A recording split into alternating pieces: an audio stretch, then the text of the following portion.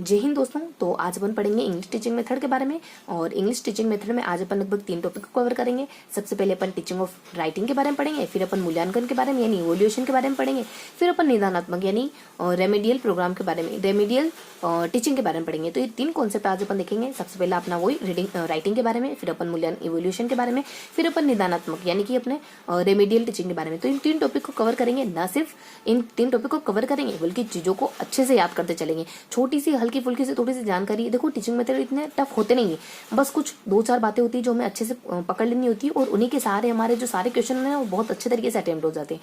तो बस 2-4 जो हमारे थोड़े से जो कॉन्सेप्ट है ना, कॉन्सेप्ट को बहुत अच्छे तरीके से अपन पढ़ेंगे। तो शुरू करते हैं अपन। तो सबसे पहले अपन देखते हैं टीचिंग ऑफ राइटिंग के बारे में कि बच्चे को लिखना सिखाया जाता है। टीचिंग ऑफ राइटिंग हमारा जो पहला पोर्शन है उसको देखते हैं कि बच्चे को लिखना सिखाया जाता है। तो कैसे लिखना सिखाते हैं, तो अपन कुछ इसकी जो विधियां होती है ना उनको कवर करेंगे। तो विधियों को पहले ट्रिकी तरीके से देख लेते हैं कि कौन कौन सी विधियां अपन इसके अंतर्गत पढ़ेंगे जिस तरीके से उन विधियों के सारे बच्चों को लिखना सिखाया जाता है। तो कौन कौन सी विधियां हो सकती है? केटी, एफएफ, डीपीडी। देखो ट्रिक को कैसे याद रखोगे? केटी यानी केटी और डीपीडी ध्यान रखोगे। केटी, एफएफ, डीपीडी। बीच में मेरे को ध्यान रखना है कि मान लो बीच में एफएफ लिखा हुआ है, बीच में एफएफ है और यहाँ इस तरफ हमारा केटी है और इस तरफ डीपीडी है। यानी कि कट गई मान लो डीपी, यानी कि डीपी पहले जो डीपी लगाई हुई थी ना वो कट गई यानी हट गई। देखो चीजों को हमें थोड़ा सा ट्रिकी, थोड़ा सा अरेंज करना है। जब हम चीजों को अरेंज करते हैं ना, थोड़ा ऊपर नीचे भी हो तो कोई बात नहीं, लेकिन चीजें थोड़ी सी अरेंज हो जाएगी ना तो हमें याद रहेगी। वरना तो 2-4-5 दिन बाद आप याद करोगे तो कैसे याद आएगी चीजें। तो यहाँ ज्यादा अपने कट गई, डीपी कट गई, डीपी कट गई मतलब डीपी हट गई। तो अपने केटी यानी कट गई, डीपी बीच में एफएफ, तो केटी, एफएफ, डीपीडी। अब जब आप 2 दिन बाद देखोगे ना तो आपको डेफिनेटली ये चीज याद रहेगी कि यहाँ पे डीपी कट गई थी, कटी नहीं थी, डीपी हट गई थी। तो अपने केटी और एफएफ, डीपीडी। तो ये सारी अपने टेक्निक्स आ जाती है। अब कौन कौन सी होती है? कैसे अपने किंडरगार्टन होती है। किंडरगार्टन टेक्निक क्या होती है? जब बच्चों को आप है ना उंगली फेर के लिखना सिखाते हो ना, तो उसी मेथड को तो कहते हैं किंडरगार्टन। बच्चों को प्लास्टिक नहीं उंगली फेर कर नहीं, यहाँ तो अपने बच्चों को लेटर बनाने को कहा जाता ना, उंगली फेर कर तो अपने मारिया मोंटेसरी की थी। यहाँ अपने किंडरगार्टन मेथड में क्या होता है? किंडरगार्टन मेथड में बच्चों को प्लास्टिक से, लकड़ी से, किसी इन चीजों से ना लेटर बनाने के लिए, शब्द बनाने के लिए कहे जाते हैं। इसमें किंडरगार्टन एक बॉक्स का इस्तेमाल करा जाता है। शायद उस बॉक्स में ही ये लकड़ी वगैरह, प्लास्टिक वगैरह रखते होंगे। तो इस तरीके की मेथड होती है, यानी बच्चों को लकड़ी से, प्लास्टिक से इनका उपयोग करके और जो लेटर सीख रहा है ना बच्चा, उसको बनाने का कहते हैं। अब देखो बच्चा कैसे बोलेगा, जब लकड़ी से, प्लास्टिक से उस चीज को बनाएगा, उस लेटर को बनाएगा, तो बच्चे के बोलने के चांसेस कितने कम हो जाएंगे। और देखो इसमें ना एक किंडरगार्टन बॉक्स का इस्तेमाल होता है। और उसके बाद इसकी अच्छी बातें क्या हो सकती है? देखो इसकी अच्छी बात, एक बच्चा खेल खेल में सीख रहा है, इसकी अच्छी बात है बहुत ज्यादा इंटरेस्टिंग, बहुत ज्यादा रुचि करे। इसकी अच्छी बात है बहुत ज्यादा इजी गोइंग है। इसकी अच्छी बात है कि छोटे बच्चों के लिए। तो कुछ इसकी अच्छी बात है, इसकी मेरिट्स क्या आ सकती है? इसकी मेरिट्स आ सकती है पीसे।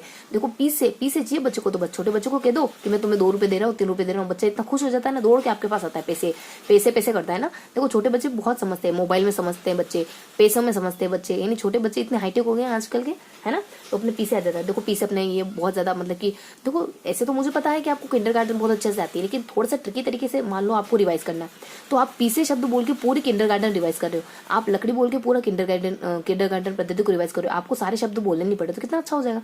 तो आपको पीसे ध्यान रखना है, बस किंडरगार्टन क्या रखना है? पीसे यानी पैसे ध्यान रखना है। पीसे मतलब प्ले आ जाता है, इसे इंटरेस्टिंग आ जाता है, ऐसे अपने सी से अपने छोटे बच्चों के लिए आ जाता है, ऐसे क्या आ जाता है अपने सी से क्या आ जाता है? देखो पीसे के लिए यहाँ एस नहीं, सी के एस जो स शब्द है ना उसके यहाँ सी का इस्तेमाल करा, सी मतलब कि छोटे बच्चों के लिए।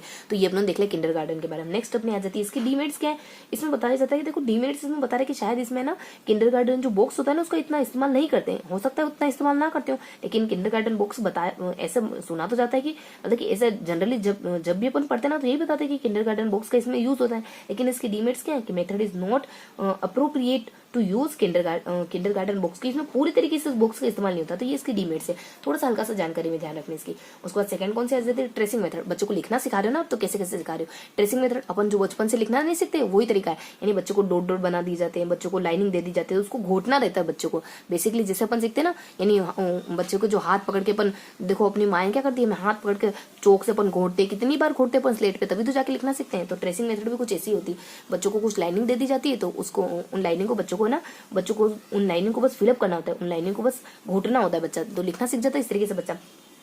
यहाँ क्या होता है कि require the letters to make movement, यानी लेटर के ऊपर मूवमेंट करना होता है बच्चों को, यानी जो पहले से लिखा हुआ है ना उसके ऊपर थोड़ा सा मूवमेंट करना है, पेन पेंसिल से या फिर चौक से, काई से भी मूवमेंट करना है। तो return letter with a pen pencil held in his hand. तो सिंपल सी मेथड अपनी, इसमें ज्यादा अपने उलझने की जरूरत है ही नहीं। उसके बाद लर्न बाय इमिटेशन, बच्चा यहाँ पर रटने के द्वारा सीखता है, रटी तो रहा है, दूसरे को बनाया वो बना रहा है, रटने के द्वारा सीख रहा है। और क्या जाता है इसमें? No chance of wrong learning, यानी यहाँ पे है ना गलत सीखने के चांस ही नहीं, वैसे चांस नहीं, अगर पहले से डॉट डॉट पहले से कोई अपने पॉइंट वगैरह, कोई लाइनिंग वगैरह पहले से खींच रखी और उसी के ऊपर हमें कोई शब्द घोटना है, तो यहाँ से हमें यहाँ अपन गलती कैसे करेंगे? गलती के तो चांस ही नहीं, क्योंकि उसी के ऊपर घोटना है हमें। बच्चों को यही तो सिखाते हैं अपन शुरुआत में। उसके बाद मॉन्टेसरी कहती है, मॉन्टेसरी ने क्या रिकमेंड करा कि मेथड है ask student to pass their fingers over sand and paper. देखो मॉन्टेसरी कहती है कि बच्चों को लिखना सिखाना हो ना तो बच्चों को रेत में उंगली घुमाने का कहो। तो ये अपनी सेकंड मेथड होगा। सेकंड मेथड क्या है? अपने ट्रेसिंग मेथड। ट्रेसिंग मेथड में क्या होता है? ट्रेसिंग मेथड में बच्चों को मेक मूवमेंट, देखो इंग्लिश के शब्दों को ध्यान रखना, मेक मूवमेंट यानी मूवमेंट करना रहता है। बच्चों को मूवमेंट करना रहता है, पेन पेंसिल पकड़ के, किसी पेन पेंसिल पकड़ के काई पे मूवमेंट करेगा बच्चा। हो सकता है कोई लेटर काई पे मूवमेंट काई पे करेगा। देखो ये भी देख लेते हैं अपन कि return letter with a pen और पेंसिल, यानी प्रिंटेड, या तो वो प्रिंटेड कोई लिखा हुआ रहेगा या फिर रिटर्न वही अपने प्रिंटेड, यानी वही अपने डॉट डॉट वगैरह बने रहेंगे। तो देखो प्रिंटेड वगैरह कोई चीज जब डॉट डॉट में बनी रहेगी ना तो उसके ऊपर बच्चे को ट्रेसिंग करना रहेगा, उसके ऊपर बच्चे को मेक मूवमेंट करना रहेगा। और इसमें गलती के कोई चांस हो नहीं सकते क्योंकि बच्चा देखे देख लिख रहा है। और ये ना इमिटेशन को, ये बहुत नकल को बहुत ज्यादा बढ़ावा देती है, बहुत मतलब कि बच्चों को नकल करके लिखना सिखाती है। और मॉन्टेसरी इसमें ना एक बहुत अच्छी बात आ जाती है। मॉन्टेसरी कहती है बच्चों को इस तरीके से क्या लिखना सिखा रहे हो तुम, बच्चे को घोट घोट के क्या लिखना सिखा रहे हो। अगर बच्चे को लिखना सिखाना है ना तो बच्चे को कहो कि आप रेत पर उंगली घुमाओ तो बच्चा लिखना सीख जाएगा। तो ये अपनी सेकंड मेथड हो गई कंप्लीट। किंडरगार्टन हो गई अपनी, सेकंडली अपनी ये अपनी ट्रेसिंग वाली हो गई। उसके बाद एक और तरीका आता है लिखने का, free imitation method. Free imitation method क्या होता है? जब आप खुद लिखने लग जाते हो, इमिटेशन या नकल तो करते हो लेकिन आपके सामने अब डॉट डॉट नहीं, आपके सामने अब लाइनिंग वगैरह नहीं, अब आपको यानी कॉपी में कहीं कॉपी में है या फिर ब्लैक बोर्ड पे है, कहीं पे लिखा हुआ है, उसको देख देख के लिखना है।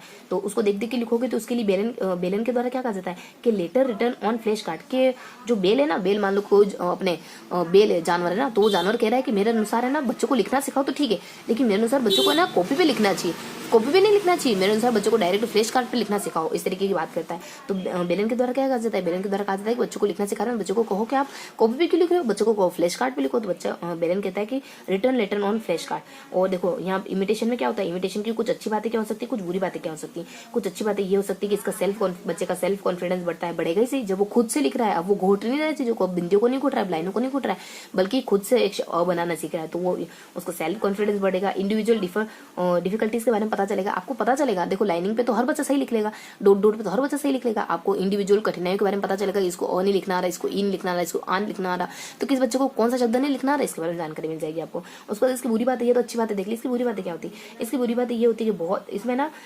कॉपिंग चांस टू मिस्टेक, यानी कि जब आप बच्चा कॉपी कर रहा होता है ना तो हो सकता है वो गलत उतार ले, हो सकता है कि अ को आ लिख दे, ई को देखो ई ऐसे लिखते हैं तो इस ई को मान लो झंडे का लिखने को दिया बच्चे को तो ज को वो ई लिख दे, तो ये मिस्टेक के बहुत ज्यादा चांस होते हैं। उसका स्लो बहुत ज्यादा स्लो होती है, बच्चा एक एक शब्द को देखता है, धीरे धीरे बच्चा एक एक शब्द को लिखता है, क्योंकि बच्चा तो छोटा है अभी, तो इतनी फास्ट थोड़ी लिखेगा, बहुत ज्यादा स्लो मानी जाती है। उसके बाद child copying some words incorrect, अगर बच्चा कोई वर्ड कोई शब्द गलत उतार लेता है ना तो वो पूरी जिंदगी तो क्या, लेकिन अपनी जितनी जिंदगी पढ़ने में गुजारेगा ना तो उससे बहुत ज्यादा छोटी कक्षाओं में ना तो बहुत समय तक तो वो उसको गलत ही लिखता जाएगा। एक बार मान लो आपने ई को अगर आपने ना झ को एक बार ई की तरह लिखना, जैसे कि अपन देखे ना कि मान लो आपने ट को एक बार ठ लिख दिया, एक बार आपने ट को ठ लिख दिया तो बच्चे के दिमाग में वो बात घर कर जाएगी, बार बार ट को ठ बार बार ट को ठ ही करता जाएगा। आप कितना भी कहोगे ना तो जब तक उसके दिमाग में ये बात फीड नहीं होगी ना तब तक वो ट को ठ ही लिखेगा। बच्चे एक बार जो मिस्टेक पकड़ लेते ना वो बार बार करते जाते हैं। तो अगर उसने एक बार ट को ठ लिख दिया, उसने पूरा घुमा दिया, इस तरीके से ट था अपना, उसने एक बार पूरा घुमा दिया ना तो वो बार बार ये मिस्टेक करता ही जाएगा। तो एक बार बच्चे के दिमाग में फीड हो जाती है ना तो वो गलती जाती नहीं फिर, तो ये भी इसकी मिस्टेक हो सकती है। और उसके बाद hard work for find mistake, अब टीचर के लिए बहुत मुश्किल हो जाता है एक एक शब्द को देखना, फिर उसमें कहाँ गलती करी बच्चे ने ये पकड़ना, तो ये इसकी बुरी बातें हो सकती है। तो थर्ड मेथड कौन सी देखिए अपने, इमिटेशन यानी अपने नकल करके सीखने वाली। इसकी मेथड की अच्छी बातें क्या हो सकती है? इस मेथड की अच्छी बात है कि सेल्फ कॉन्फिडेंस बच्चे में बूस्ट हो जाएगा, ठीक है। इस मेथड की और अच्छी बात क्या हो सकती है इस बच्चे की कि आपको इंडिविजुअल हर एक बच्चे की गलती के बारे में पता चल जाएगा, क्योंकि अब बच्चा खुद लिख रहा है तो अब आप गलती पता कर सकते हो। खुद कैसे लिख रहा है कि पहले तो वो किसी डॉट डॉट पे लिख रहा था, अब खुद लिख रहा है तो उसके कहाँ पर्टिकुलर कहाँ मिस्टेक आ रही है तो उसके बारे में पता चल जाएगा। उसके बाद इसकी अच्छी बात है, इसकी बुरी बातें क्या हो सकती है कि एक सबसे पहले तो बच्चा मिस्टेक कर सकता है, कॉपी उतार के लिखेगा तो एकदम कॉपी कर रहा है, ऊपर देखेगा फिर नीचे देखेगा, ऊपर देखेगा, ब्लैक बोर्ड से लिख रहा है तो ऊपर नीचे करते करते बीच में मिस्टेक हो जाएगी। और दूसरी अच्छी और क्या इसकी बुरी बातें हो सकती है? बुरी बात है कि टीचर को मिस्टेक ढूंढने में ना बहुत ज्यादा दिक्कत आ जाती है। पूरी कॉपी पूरे पेज को अच्छे से खंगालना पड़ता है, तब जाके पता चलता है कि बच्चे ने यहाँ पे अ गलत लिखा, यहाँ पे झ गलत लिखा, यहाँ पे प गलत लिखा, तो बहुत दिक्कत होती है इसमें। और स्लो भी बहुत ज्यादा होती है क्योंकि बच्चा टिप के लिख रहा है इसमें, तो स्लो भी बहुत ज्यादा होती है। और क्या हो सकती है बच्चे ने एक बार जो गलती सीख ले ना वो बार बार ये गलती करता ही जाएगा, करता ही जाएगा, मतलब बहुत लंबे समय तक करेगा गलती। तो ये इसकी कुछ बुरी बातें हो सकती हैं। तो ये अपनों ने जो अपनी टीप के लिखने वाली थी ना इमिटेशन, उसकी अपने बुरी बातें देख ली। उसके बाद अपनों ने और देखना है अपने को फ्रेंच मेथड। देखो कोई फ्रेंच नामक शख्स है, उनके अनुसार बच्चों को लिखना कैसे सिखा सकते हैं, आपके अनुसार कैसे सिखा सकते हैं। सोच के देखो ऐसा कौन सा इफेक्टिव तरीका है जो आप बच्चों को लिखने के लिए प्रिस्क्राइब करोगे, यानी सजेस्ट करोगे। तो देखो फ्रेंच महोदय क्या कहते हैं, यानी फ्रेंच मेथड कौन सी मेथड, इसमें ये कहते हैं कि बच्चों को राइटिंग लेटर्स स्ट्रेंथली, यानी बच्चों को मेरे अनुसार ये कहते हैं कि मेरे अनुसार तो बच्चों को शब्द नहीं लिखाने चाहिए, ना मेरे अनुसार बच्चों को वर्ड लिखाने चाहिए। मेरे अनुसार शब्द क्या, मेरे अनुसार बच्चों को अक्षर नहीं लिखाने चाहिए, वर्ण नहीं लिखाने चाहिए, सीधे सीधे आप बच्चों को शब्द लिखाओ। देखो शब्द थोड़ी सार्थक ही माने जाती है, क लिखोगे, म लिखोगे, ल लिखोगे, कितना बोरिंग है। सीधा कमल क्यों नहीं लिख सकते, सीधे बच्चों को कमल क्यों नहीं सिखाया जा सकता। तो ये कहते हैं अपने फ्रेंच महोदय। उसके बाद ये कहते हैं कि हैंड मूवमेंट, बच्चों को रेत पर उंगली घुमाने का कहो, यही बात अपने मारिया मोंटेसरी को फॉलो करते हैं। ये कहते हैं कि अपने हैंड मूवमेंट करो आप बच्चों को, either with a finger in a tray of a sand on with a chalk on a brown paper, यानी कि मेनली तो यही कहते हैं कि बच्चों को ना उंगली घुमा घुमा के लिखना सिखाओ। बच्चे इससे क्या होता है, बच्चे प्लेजर फील करते हैं, बच्चों को मजा आता है। बच्चों को देखो फर्श पे लिखने में कितना मजा आता है, बच्चों को दीवारें गंदी करना कितना अच्छा लगता है। तो बच्चों को दीवारें गंदी करने दो, अगर उनको अ आ ई अगर दीवारें गंदी करने से आ रहा है तो करने दो दीवारों को गंदी। इसी वजह से तो मैंने लहर कक्ष वगैरह प्रोग्राम चला है, क्योंकि बच्चों को है ना इस तरीके की एक्टिविटी करना अच्छा लगता है। उसको ये लगता है जब वो ऐसा कर रहा होता है ना, तो वो उसको ये फील करता है वो कि शायद वो पढ़ नहीं रहा है, शायद वो खेल रहा है। तो इससे बच्चा मजे मजे में सीख लेता है। तो फ्रेंच महोदय बस इतना ही कहते हैं, उतना कह के जाते हैं। उसके बाद अगली अपने ओल्ड ड्रिलिंग मेथड क्या होती है, जब आप बच्चे को है ना अभ्यास कर करके लिखना सिखाते हो। अब यहाँ पे शब्द लिखना सिखा रहे हो, मीनिंग लिखना सिखा रहे हो। मान लो इंग्लिश पढ़ रहे हो तो मीनिंग लिखना सिखा रहे हो, मीनिंग याद करना सिखा रहे हो, लिखना सिखा रहे हो। उसके बाद ओल्ड ड्रिलिंग, उसके बाद न्यू ड्रिलिंग, यानी अभ्यास वाली कोई पुरानी विधि है, कोई नई विधि है। उसको 3 मेथडों बच जाती है मोटी तौर पर, यानी खेल खेल में लिखना सिखाते हो, खेल में लिखना सिखा देते हो आप। दूसरा आप ट्रांसक्रिप्शन मेथड, यानी कि बच्चों को कोई अनुवाद तरीके से, ट्रांसक्रिप्शन मतलब प्रतिलिपि, अपन नहीं कहते फोटोकॉपी बिल्कुल, तो ट्रांसक्रिप्शन तरीका होता है लिखने का। कोई डिस्ट्रैक्शन होता है, नहीं लिखवाते अपन बच्चों को। देखो जनरली अपने पापा लोग क्या करते हैं कि शाम को जब अपने देखो हमने भी बहुत बार ऐसे लिखना सिखाया। देखो हमारे पापा क्या किया करते थे कि शाम को हम इकट्ठा कर लेते थे, हम 3 भाई बहन, तो शाम को मैं इकट्ठा बिठा लिया करते थे और सबको ना डिस्ट्रैक्शन लिखा देते और कहते थे कि जिसके जितनी मिस्टेक आएगी ना उसको, मतलब कि इस तरीके से वो पूरा माहौल क्रिएट कर देते ना कि जिसके जितनी मिस्टेक आएगी ना वो मतलब कि सबसे डल बच्चा है, और जिसके सबसे कम मिस्टेक आएगी ना, देखो हम क्या करते थे कि पापा की नजर में अच्छा बनने के लिए बहुत अच्छे से लिखने की कोशिश करते थे। क्योंकि शुरुआत में क्या होता है कि पापा हमारे हीरो होते हैं, फिर धीरे धीरे जाके पता चलता है कि शायद देखो फिर क्या होता है कि हमारा बिलीव टूटने लग जाता है धीरे धीरे। जब हमें रियलिटी पता चलती है ना, छोटे बच्चों के जब छोटे रहते हैं तब तो पापा हीरो ठीक है, लेकिन जैसे जैसे बड़े होते हैं ना तब उनकी भी कमियां खामियां सब पता चलता है कि हाँ उन्हें भी ये खामियां। तो धीरे धीरे वो कहीं ना कहीं वो रेस्पेक्ट नहीं रह जाती जो छोटे बच्चे की निगाह में होती है, उसके लिए उसके पापा ही सब कुछ है। तो थोड़ा अपन मुद्दे से नहीं भटकते, वापस टॉपिक पे आ जाते हैं। तो ये अपने प्ले मेथड होती है, उसके बाद अपने ट्रांसक्रिप्शन मेथड होती है, उसके बाद अपने डिस्ट्रैक्शन मेथड होती है, जिसमें ना बच्चों को बुलवाया जाता है टीचर के द्वारा और फिर लिखने को कहा जाता है उसको, और फिर उसकी मिस्टेक फाउंड करी जाती है। तो ये थी अपनी विधियां। कौन सी ओल्ड ड्रिल देख रहे हैं, उसके बाद अपन न्यू ड्रिल देख लेते हैं। देखो ड्रिलिंग में क्या होता है, ड्रिलिंग में इसको ना एक ट्रेडिशनल मेथड के नाम से भी जानते हैं या फिर रोट मेमोरी के नाम से भी जानते हैं। ट्रेडिशनल मेथड और रोट मेमोरी मतलब इसमें ना बच्चों को मीनिंग याद करनी रहती है, मतलब बच्चों को कहते हैं कि तुम रट लो, क्योंकि ये मीनिंग है, ये तो तुम्हें याद करनी होगी। अब मीनिंग याद करने का कोई तरीका है तो नहीं, अपने टीचर के पास जनरली मीनिंग याद कराने का कोई तरीका होता ही नहीं है। जबकि अपनों ने कल ही देखा कि वोकैबुलरी याद करने के अलग अलग तरीके हो सकते हैं, मेथड हो सकते हैं वोकैबुलरी के, यानी सिमिलर मेथड, उसके बाद अपने ट्रांसक्रिप्शन मेथड है, उसके बाद अपने डायरेक्ट मेथड है, डेरिवेशन मेथड है, उसके बाद रेफरेंस मेथड है, यूजेज मेथड है। इतने सारे मेथड होते हैं वोकैब याद कराने के भी, लेकिन टीचर को क्या लगता है कि वोकैब तो खाली बच्चा याद कर सकता है। तो ड्रिलिंग और ड्रिलिंग मेथड क्या होती है, इसको ट्रेडिशनल यानी परंपरागत तरीका कहते हैं, इसको रोट लर्निंग मेथड कहते हैं। इसमें क्या होता है कि बच्चे के सामने पूरी लिस्ट रख दी जाती है, उस पूरी लिस्ट को बच्चे को याद करना रहता है। और इसकी अच्छी बातें भी बताइए कि ऐसे याद करना अच्छी बात है, क्योंकि देखो अंग्रेजी में कोई फोनेटिक साउंड के कोई नियम तो कुछ खास है नहीं, कभी किसी वर्ड को कुछ प्रोनाउंस कर देते हैं, कभी कुछ प्रोनाउंस कर देते हैं। तो सबसे अच्छा तरीका ये है कि आप वर्ड को रट ही लो, तो ये इसकी अच्छी बात आ जाती है। और इसकी अच्छी बात क्या मानते हैं ना, इसकी मतलब की विशेषता क्या आती, कुछ अच्छी बातें क्या आती, मेड्स होते कि प्रोनाउंसिएशन सिखा देती है, आप मीनिंग इतनी बार मतलब उसको याद करोगे इसका अर्थ क्या होता है, तो प्रोनाउंसिएशन भी तो साथ के साथ पढ़ोगे ना, तो प्रोनाउंसिएशन पढ़ेंगे साथ के साथ तो हमें प्रोनाउंस करना उसको मीनिंग को सही से आ जाएगा।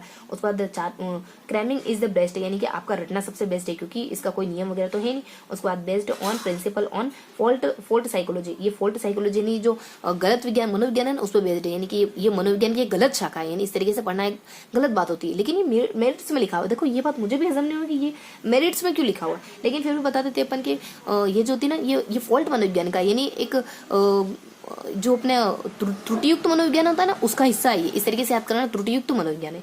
और फिर इसकी कुछ डीमेरिट्स है। देखो, अच्छी बातें तो देख ली, अच्छी बातें क्या देखी अपनों ने, अच्छी बात देखो अपनों ने अच्छी बातें देखी कि इस तरीके से याद करने से ना बच्चों को प्रोनाउंसिएशन तो आ ही जाता है कम से कम। इस तरीके से याद करेगा बच्चा तो और क्या आ जाएगा, इस तरीके से याद करेगा बच्चा, चलो बोलना सीख जाएगा वर्ड को, इतना ठीक है। इस तरीके से याद करेगा बच्चा तो और क्या सीख सकता है इस तरीके से। हाँ देखो, रटना ही सबसे अच्छा है, ये बता दिया जाता है कि रटना ही सबसे अच्छा है। और उसके बाद यहाँ बता दिया जाता है fault psychology based on principle, ये है ना फोल्ट साइकोलॉजी के प्रिंसिपल वो बेस्ड इस तरीके से पढ़ना। उसके बाद इसकी अच्छी बातें तो देख लिया, इसकी बुरी बातें क्या हो सकती है। इसकी बुरी बात ये हो सकती है कि सबसे पहली बात तो मैकेनिकल है, बिल्कुल अपने आपको यांत्रिक बना देती है। आपको एक मतलब कि सोच के देखो, आपको एक पूरी लिस्ट दे दी, आपको ना मान लो 500 मीनिंग याद करने को दे दी है, 500 आपको वोकैब याद करनी। अब ये देखो कितना मैकेनिकल हो गया, कितना यांत्रिक हो गया। अपन चिट्ठी तो है नहीं कि सिर्फ देखा और याद हो गया, तो अपने मैकेनिकल हो गया बहुत ज्यादा। उसके बाद can't understand how and where, अपने को ये भी नहीं पता अभी तो इन मीनिंग का इस्तेमाल किस रेफरेंस में, किस संदर्भ में, किस अकॉर्डिंग किया जाता है, अभी व्यवस्थित तरीके से ये जानकारी भी नहीं पता है अपने को। उसके बाद अपने क्रैम्ड वर्ड्स को अपन रटे जा रहे। उसके बाद prepare the list of words without any attention to standard. और बहुत बार जो लिस्ट बनाई जाती है ना, उसमें भी कोई स्टैंडर्ड, कोई मानक ध्यान में नहीं रखा जाता है कि ये कुछ अपन ऐसे वर्ड ले जो बार बार इस्तेमाल हो रहे हो, कोई मानक ध्यान में नहीं रखा। बस आपको एक लिस्ट पकड़ा दी, थमा दी, आपकी जिम्मेदारी उसको याद करना, टीचर की जिम्मेदारी थी उसको थमा दिया, बस इतनी सी इन्फॉर्मेशन आ जाती। तो अपनों ने कौन सी मेथड देखी, ये अपनों ने इससे पहले अपनों ने कौन सा महोदय की देखी थी, यहाँ जाता अपने फ्रेंड्स महोदय। देखो चीजों को आप भी याद करने की कोशिश करो, मैं आपके साथ याद कर रही हूँ क्योंकि मुझे लगता है कि अगर मैं याद कर पा रही हूँ इसका मतलब आप भी याद कर पा रहे हो। अगर मुझे चीजें याद नहीं है तो मैं आपको कैसे याद करवा सकती हूँ, है ना। तो यहाँ फ्रेंच महोदय की अपनों ने मेथड कवर कर ली। उसके बाद नेक्स्ट मेथड देख रहे हैं अपन, ड्रिल मेथड, जो ओल्ड ड्रिल है नई ड्रिल है। ओल्ड ड्रिल मेथड क्या होती है, ड्रिल मेथड वो मेथड होती है जब आपको चीजों को सीधा की सीधा रटने के लिए, इसको ट्रेडिशनल मेथड के नाम से जानते हैं। उसके बाद नेक्स्ट बता दिया जाता है इसको रोट मेमोरी के नाम से जानते हैं। उसके बाद नेक्स्ट बता दिया जाता है कि इसमें ना आपको लिस्ट थमा दी जाती है। अब इसकी अच्छी बात है, इसकी बुरी बातें क्या हो सकती है। इसकी अच्छी बातें ये हो सकती है कि आप प्रोनाउंसिएशन सही से सीख जाते हो। इसकी अच्छी बातें ये हो सकती है, ये भी प्रिंसिपल पर बेस्ड है, ये भी अपने फोल्ट साइकोलॉजी के प्रिंसिपल बेस्ड है। इसकी अच्छी बातें ये हो सकती है कि आप है ना सीधा है ना इसमें ना जो अपने क्रैम्बिंग है, मतलब कि चीजों को रटना, यही सबसे अच्छा तरीका है। फोनेटिक साउंड तो कुछ व्यवस्थित तरीके से काम करते नहीं है अंग्रेजी में, क्योंकि कभी कुछ बोल देते हैं अंग्रेजी में, कभी कुछ बोल देते हैं शब्दों को, तो रटना ही सबसे अच्छा तरीका है। तो ये कुछ दो बातें अच्छी बताते हैं, यहाँ पे प्रोनाउंसिएशन अच्छे से आ जाता है और फोल्ट साइकोलॉजी का हिस्सा माना जाता है। और उस बाद नेक्स्ट इसकी बुरी बातें क्या बताते हैं। इसकी बुरी बातें कि आपको यांत्रिक यानी बहुत मैकेनिकल तरीका है, बहुत डल तरीका है, और आपको अभी तो यूज भी नहीं पता उसको यूज कहाँ करते हैं। और बहुत सारे आपको सिर्फ है ना यूज तो नहीं पता है। इसके अलावा एक और इसमें फॉल्ट आ जाता है कि आप है ना, देखो एक और फॉल्ट क्या था अपने, हाँ एक है ना अनावश्यक लिस्ट थमा दी जाती है, उसका कोई मानक नहीं तय करा जाता है। मतलब कि इसमें सारी बातें बुरी आती है, ये अपने मैकेनिकल तरीका है, आपको लिस्ट थमा दी जाती है, आपको ये नहीं पता चीजों को याद कैसे करना है, इस्तेमाल कैसे करना है, बस याद करे जा रहे हो। और उसके बाद आपको जो लिस्ट थमाई है ना, फिर भी उसका भी कोई मानक तय नहीं है, मतलब पता नहीं कैसे कैसे मीनिंग साथ में रख दिए, है ना। तो ये अपनी इसकी बुरी बातें आ जाती है। उसके बाद अपन नई ड्रिल मेथड देखेंगे। तो नई ड्रिल मेथड में क्या होता है कि जब इसमें आपको लिखना सिखा रहे होते हैं ना, तो खाली थोड़ा सा अंतर है पुरानी ड्रिल में नई ड्रिल में, थोड़ा सा अंतर है। पुरानी ड्रिल तो अपने देख ही ली, अब नई ड्रिल में क्या अंतर है। नई ड्रिल में जो लिस्ट, देखो लिस्ट के आधार पर अंतर है। जो लिस्ट तैयार करी ना हमने, तो वो पहले तो अपन बच्चे की चलो एबिलिटी योग्यता के अनुसार बना रहे थे वो लिस्ट, कि बच्चों को 5वीं कक्षा के बच्चों को इतने मीनिंग याद हो जाएंगे, 7वीं के बच्चों को इतने हो जाएंगे, 12वीं के बच्चों को इतने हो जाएंगे, तो वो लिस्ट इस आधार पर बना रहे थे। अब यहाँ लिस्ट बना रहे अपन टेक्स्ट बुक के आधार पर, कि यहाँ आपने जो पाठ पढ़ा है ना उसमें कितने मीनिंग आए, भले 50 मीनिंग आए, भले छोटे बच्चे से 50 मीनिंग नहीं याद होंगे तो भी अपन तो 50 मीनिंग लिखाएंगे। उसके बाद एक और नीड, आवश्यकता के अनुसार, बच्चों को 50 मीनिंग की जरूरत तो नहीं, टीचर को महसूस हो मान लो कि 25 मीनिंग तो याद नहीं पड़ेंगे बच्चों को, तो नीड के अनुसार, टेक्स्ट बुक के अनुसार, इसके आधार पर यहाँ पे जो लिस्ट बनाई जाती है वो इस आधार पर बनाई जाती है। उधर जो लिस्ट बन रही थी वो लिस्ट तो अपने बच्चे की योग्यता के अनुसार बन रही थी, यहाँ जो लिस्ट बन रही है किताब को देख के बन रही, तो ये कुछ थोड़ा सा अंतर है इसमें। किताब की नीड को, और नीड को, बच्चों को जरूरत कितनी, बच्चे कितना सीख पा रहे हैं वो नहीं, बच्चों को जरूरत कितनी है वो, तो ये इस दो आधार पर ये अपने थोड़ा सा अंतर था अपने ओल्ड ड्रिल में और नई ड्रिल में। उसके बाद अपने एक और तरीका होता है, और यहाँ अपने इनिशियल मेथड होता है मीनिंग सिखाने का, वोकैब सिखाने का, मतलब लिखना सिखाने का। बेसिकली अपन लिखना सिखाना पढ़ रहे हैं, लेकिन लिखने में आप लिखते क्या हो, आप मीनिंग से तो अंग्रेजी पढ़े तो क्या लिखोगे, वर्ड से तो लिखोगे आप। तो यहाँ से आपने की इनिशिएटिव मेथड क्या होता है कि जब आप लेसन वगैरह पढ़ा रहे हो ना, तो बीच बीच में कोई मीनिंग आ जाते हैं, बीच बीच में कोई स्पेलिंग्स वगैरह आ जाते हैं, तो बच्चों को उसी समय उससे इंट्रोड्यूस करा दो, उसका अर्थ बता दो, उसको कैसे प्रोनाउंस करते वो बता दो, उसकी क्या मीनिंग है वो बता दो। तो इस तरीके से आप इनिशिएटिव तरीके से पढ़ना सीख जाओगे, मतलब उस वर्ड को लिखना सीख जाओगे। तो यहाँ ज्यादा teacher tells spelling to only those words which comes across which come across while reading the text book. जो अपन टेक्स्ट बुक पढ़ रहे हैं उस दौरान कोई वर्ड आ जाए तो बच्चों को इंट्रोड्यूस करा दो।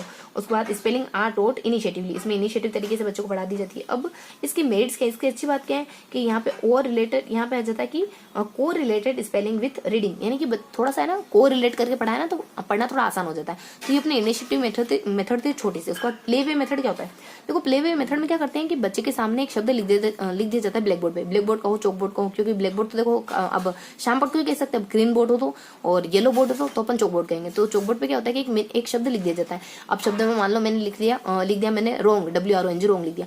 अब बच्चे को क्या करना होता है, आर का, ओ का, एन का, जी का, इन सब का इस्तेमाल करके कोई दूसरी मीनिंग बनानी होती है। तो इस तरीके से बच्चा खेल खेल में शब्दों को लिखना सीखता है, शब्दों को लिखना पहचानना सीखता है। उसके बाद अगला देखो थोड़ा सा साउंड जनरेट हो रहा है, आई होप आप थोड़ा सा मैनेज करोगे।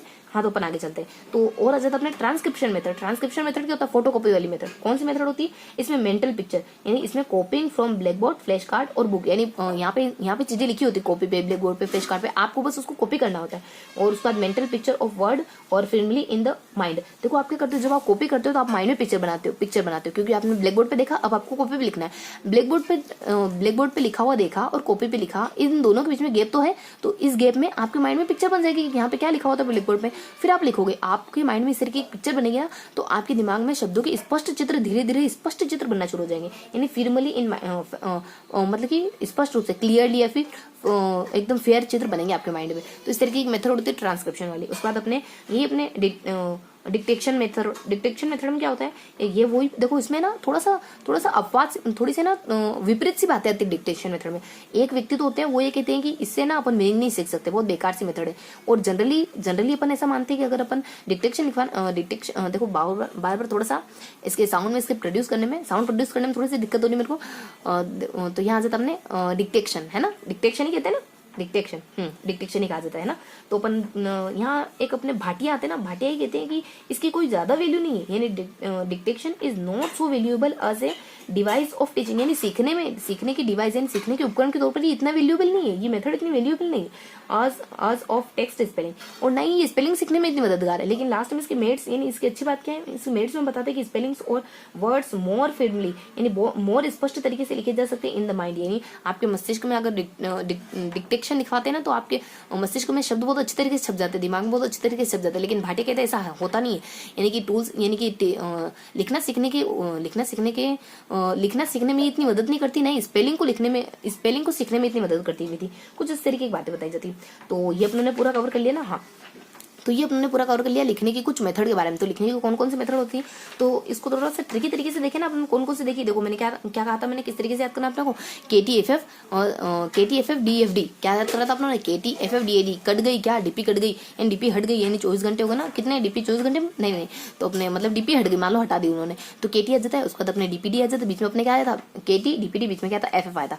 कैसे अपने किंडरगार्टन में हो सकती है, किंडरगार्टन क्या होती है, किंडरगार्टन वो होती है जब आप प्लास्टिक का, लकड़ी का इस्तेमाल करके लेटर लिखना सीखते हो। इसमें ना इसका बॉक्स का इस्तेमाल नहीं होता, ये इसकी कमी मानी जाती है। और KT से आप क्या लिखना, ट्रेसिंग, यानी नकल करके लिखना सीखते हो, लाइनिंग वगैरह बना दी जाती है, टिपा टिपी करके लिखते हो।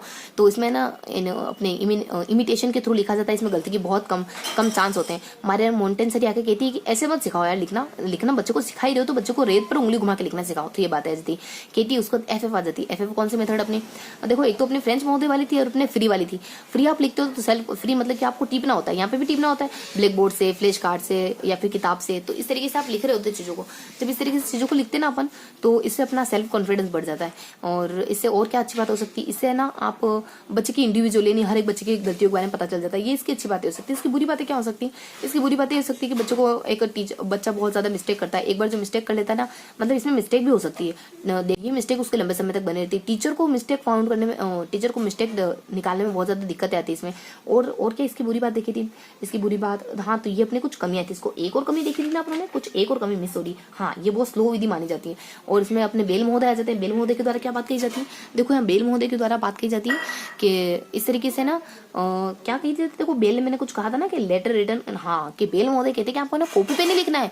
कहाँ लिखोगे, देखो साथ साथ चीजों को आप भी समझ से जाओ और याद करते जाओ। कहाँ लिखना है, आप टिपा टप्पी कर रहे हो ठीक है, लेकिन आप लिखो कहाँ पे, फ्लैश कार्ड पे लिखो। तो तुम्हारा टिपने का जो आप टिप रहे हो ना, इसका थोड़ा पाप कम लगेगा तुम्हें। तुम एग्जाम में टिप रहे हो तो तुम्हें थोड़ा पाप कम लगेगा। बेल कह रहे हैं, अपने गाय के पतिदेव जी कह रहे हैं, ठीक है। तो इस तरीके से जिक्र आता है अपना। तो केटी एफ एफ अपनी और फ्रेंच पौधे वाले जीते, ये भी कहते हैं अपने मारे मोंटेसरी को फॉलो करते हैं। तो अपने तो लेडीज फर्स्ट, तो मारे मोंटेसरी को फॉलो करते हैं। ये कहते हैं कि आप है ना लिखना सिखा रहे हो ना बच्चे को, तो बच्चे को कहो रेत पे उंगली घुमाए तो बच्चा बहुत आसानी से लिखना सीख जाएगा। और मेरे अकॉर्डिंग बच्चे को है ना शब्द नहीं सिखाए जाने चाहिए पहले, मेरे अकॉर्डिंग बच्चों को अक्षर नहीं सिखाए, शब्द नहीं, मेरे अकॉर्डिंग वर्ण नहीं सिखाए जाने चाहिए, मेरे अकॉर्डिंग बच्चों को पहले अक्षर नहीं सिखाए जाने चाहिए। आप सीधा बच्चों को इंट्रोड्यूस करो शब्दों से, क्योंकि शब्द थोड़ी सार्थक इकाई होगी। क्या आप क इंट्रोड्यूस कराते हो, ल इंट्रोड्यूस कराते हो, म इंट्रोड्यूस कराते हो, क्यों ना बच्चों को सबसे पहले कमल लिखना सिखा दो।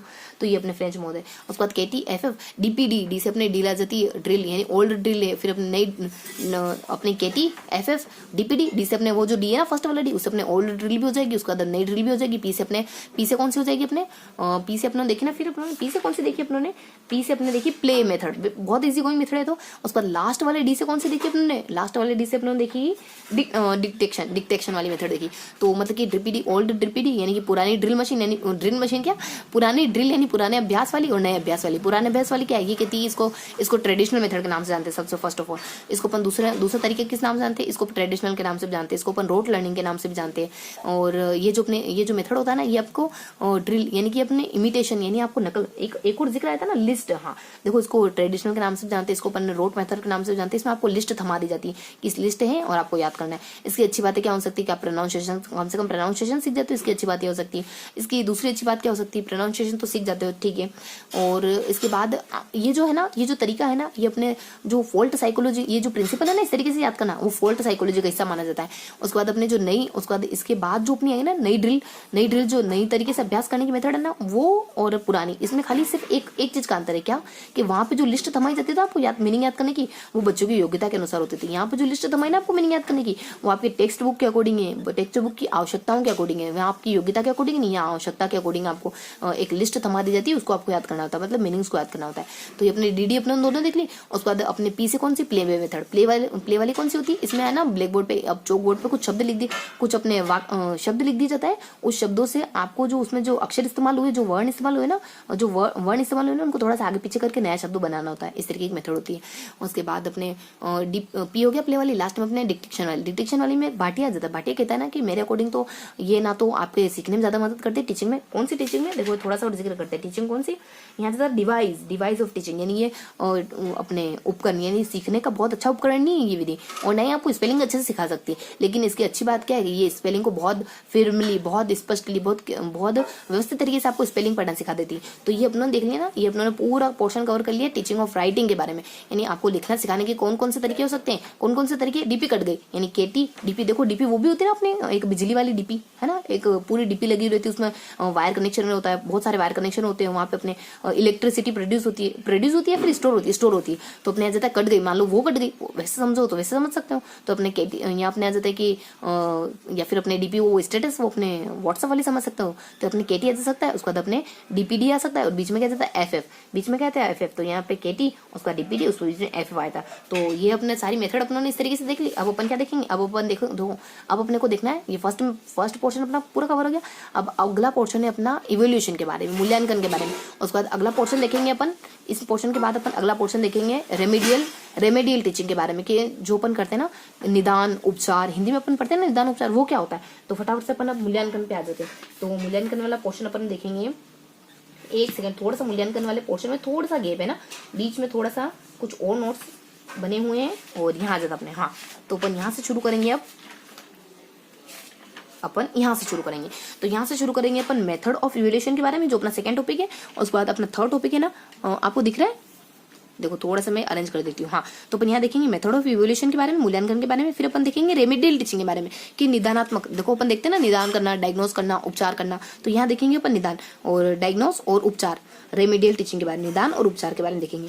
तो यहाँ अपन कवर करते हुए चलते हैं। तो सबसे पहले जैसे अपने मूल्यांकन के बारे में, देखो मूल्यांकन के बारे में क्या देखना है। मूल्यांकन के बारे में कुछ बेसिक्स हमेशा से बहुत बार पढ़ा होगा अपने मूल्यांकन। अपन साइकोलॉजी मूल्यांकन पढ़ते हैं, हिंदी में पढ़ते हैं, इंग्लिश में पढ़ते हैं, सोशल में पढ़ते हैं, यानी बहुत जगह मूल्यांकन पढ़ा जाता है। मूल्यांकन में क्या क्या चीजें देखनी, क्या क्या देखनी, बको आंटी जी, यानी बको एंटी। आप अपने आंटी जी को कह रहे हो, देखो कितने मुफट व्यक्ति हो आप, कितने बदतमीज हो। आप आंटी जी को क्या कह रहे हो, कुछ बात कह रही है, आप कह रहे हो बको आंटी जी, क्या कह रहे हो, फटाफट बको, मेरे पास टाइम नहीं आपसे बात करने का, मेरे को रीड की तैयारी करनी, मेरे को प्रिपरेशन करनी, आप ऐसे कह रहे हो। देखो पढ़ते पढ़ते हमें इस तरीके से भी ऐसा नहीं बन जाना चाहिए ना। हमें भले ही सफलता कुछ समय बाद मिले, लेकिन लेकिन ऐसा नहीं बनना है कि आप सबकी नजरों में बुरे साबित हो जाओ। ऐसा पढ़ना, ऐसा कुछ करना भी किस काम का? क्या आप सबकी नजरों में बुरे साबित हो रहे हो? बस अपने आप के लिए इतने सेल्फिश हो कि हर चीज को दरकिनार करे जा रहे हो, बस अपना अपना अपना सोचे जा रहे हो, है ना। तो थोड़ा सा बैलेंसिंग अप्रोच रखनी चाहिए, क्योंकि जिंदगी में सिर्फ एक एस्पेक्ट नहीं जीने का, जिंदगी के लगभग 4-5 एस्पेक्ट होते हैं। आपके रिलेशन कितने अच्छे हैं, आप फाइनेंशियली कितना कितना स्ट्रांग हो, और आपकी हेल्थ कैसी है, तो कुछ 4-5 एस्पेक्ट होते हैं जिंदगी के लिए। उन सबको थोड़ा सा आपके फ्रेंड यानी वही अपने रिलेशनशिप में आ जाता है। तो ये सब चीजें थोड़ा सा मेंटेन होकर चले ना, तो जिंदगी अच्छी होती है। अगर आप एक पहलू को फाइनेंशियली को बहुत ज्यादा, फाइनेंशियल कंडीशन को बहुत ज्यादा बढ़ाते जाओगे, और आपके रिश्ते इतने पीछे छूट जाएंगे, इतने पीछे छूट जाएंगे कि आपकी खुशी में खुश होने वाला कोई नहीं, आपके दुख में दुखी होने वाला कोई नहीं। आपके चेहरे पर जब स्माइल आती है तो उसको देखकर दूसरे के चेहरे पर स्माइल आए, ऐसा कोई शख्स आपकी जिंदगी में नहीं। आपके आंखों में जब आंसू आते हैं तो उसको देख करके दूसरा दुखी हो जाता है, ऐसा कोई शख्स आपकी जिंदगी में नहीं। पैसे भले ही आपके पास ढेरों, या फिर पैसे आपके पास पैसे नहीं है, लेकिन ऐसे रिश्ते हैं जो आपको बुरी कंडीशन में थामे रखते हैं, संभाले रखते हैं। तो क्या देखो, दोनों में से कौन सी कंडीशन ज्यादा बेहतर है? तो जिंदगी को हर एस्पेक्ट को थोड़ा सा बैलेंस करके चलना। ऐसा नहीं कि इसको अपन बिल्कुल इसको तो बहुत बेहतरीन तरीके से पकड़ लिया, दूसरा तो बिल्कुल गड्ढे में गिरा पड़ा है ना। तो ऐसे नहीं करना है, थोड़ा सा बैलेंसिंग अप्रोच से जिंदगी जिए तो बहुत अच्छा होता है। तो थोड़ा सा अपने स्पीच कंप्लीट हो जाती है, अपन मुद्दे पे आ जाते हैं। यहाँ से आ जाता है बको आंटी जी, तो आप आंटी जी को कह रहे हो बको। तो बी से क्या जाता है? बी से थोड़ी सी इसकी बेसिक्स इन्फॉर्मेशन, किसकी? अपने मूल्यांकन की थोड़ी सी बेसिक इन्फॉर्मेशन देखेंगे। सी से अपन कंटिन्यूअस किसको कह रहे हैं यहाँ पे? कंटिन्यूअस है। और उसके बाद अपने एक तो कंटिन्यूअस यानी सतत किसको कह रहे हैं अपन यहाँ पे? और एक देखो मूल्यांकन में दो विशेषता होती है ना, एक तो अपने व्यापकता होती है और एक और अपने कंटिन्यूटी होती है। व्यापकता को क्या कहेंगे अपन इंग्लिश में? व्यापकता को देखो थोड़ा सा भी मेरे माइंड से मिस हो रहा है, तो अपन व्यापक ही कहते हैं ना। चलो व्यापक लेके चलते हैं अपन। उसके बाद अपने ओ से क्या जाता है? ओ से बता दी जाता है इसके ऑब्जेक्ट, यानी आपके जो इवोल्यूशन करा ना, आपने मूल्यांकन करा, उसके क्या उद्देश्य आपके माइंड में। उसके बाद एनटी से क्या जाता है? ए से मतलब कि जो एरिया है ना इसके शैक्षिक एरिया है, सह शैक्षिक एरिया है, उसको आप कैसे चेक करोगे? आप टेस्ट ले रहे हो बच्चों का, लेकिन टेस्ट से तो बच्चों के सिर्फ नंबर दे पाओगे। आप बच्चों को कैसे चेक करोगे बच्चा ईमानदार है कि नहीं है? तो ये कैसे टेस्ट लोगे बच्चों को? क्या ईमानदारी पे आप निबंध लिखने को कहोगे तो साबित हो जाएगा बच्चा ईमानदार है ना। तो आप कैसे चेक करोगे? तो इसके दोनों जो एरिया है ना, एक तो अपने शैक्षिक जो अपने पढ़ाई से जुड़े हुए, और उसके बाद अपने सहशैक्षिक, उन एरिया को कैसे चेक करोगे? दोनों एरिया को। एन से क्या हो सकता है? देखो एक तो अपने एरिया हो गए, एन से इसकी नीड यानी कि जो अपनी इवोल्यूशन है उसकी नीड क्यों है, उसकी जरूरत क्यों है हमें स्कूलों में, क्यों उसकी नीड है। उसके बाद टी से क्या बता दिया जाता है? देखो टी से आता है अपने नीड के बाद, टी से अपने आ जाता है इसके टाइप्स। इसके कितने टाइप्स है? इसके 2 टाइप्स माने जाते हैं। एक तो हमारे फॉर्मेटिव माना जाता है, एक अपने सेमेटिव माना जाता है। कुछ दो प्रकार माने जाते हैं। और उसके बाद जो अपने देखा ना टाइप, और उसके बाद कुछ और तरीके भी होते हैं, जैसे अपने एक फॉर्मेटिव असेसमेंट देखा, उसके बाद अपने समेटिव असेसमेंट, ये दोनों टाइप होते हैं इनके। और इनके अलावा कुछ देखो कुछ टूल्स और टेक्निक्स भी होते हैं। तो यहाँ जब अपने कुछ टूल्स और टेक्निक्स होते हैं, लास्ट में अपन क्या देखेंगे? टी से। यहाँ अपने एन से तो अपने टी से अपने टाइप देखा ना अभी, तो अपने फॉर्मेटिव और असेसिटिव, फॉर्मेटिव और समेटिव, ये 2 टाइप होते हैं अपने मूल्यांकन के। उसके बाद अपने टूल्स और टेक्निक्स के कुछ प्रकार होते हैं, बहुत सारे टूल्स और टेक्निक्स यानी बहुत सारे उपकरण, बहुत सारे औजार होते हैं जिसका आप मूल्यांकन में इस्तेमाल करते हो। वो उपकरण कौन से होते हैं? वो उपकरण होते हैं क्यों दी रब को पैक कर ले गया, यानी आप क्या कह रहे हो? जैसे कि अपने इडली, डोसा, समोसा, कचौरी इसको पैक नहीं करवाते हो, तो आप अपनी दीदी को कह रहे हो क्यों दी रब को पैक करके अपने घर ले चले गए, अपनी सारी इच्छाएं पूरी हो जाएगी, अपने घर में ही स्थापित कर देंगे। मतलब एक्चुअल गॉड के बारे में कह रहे हो ना आप।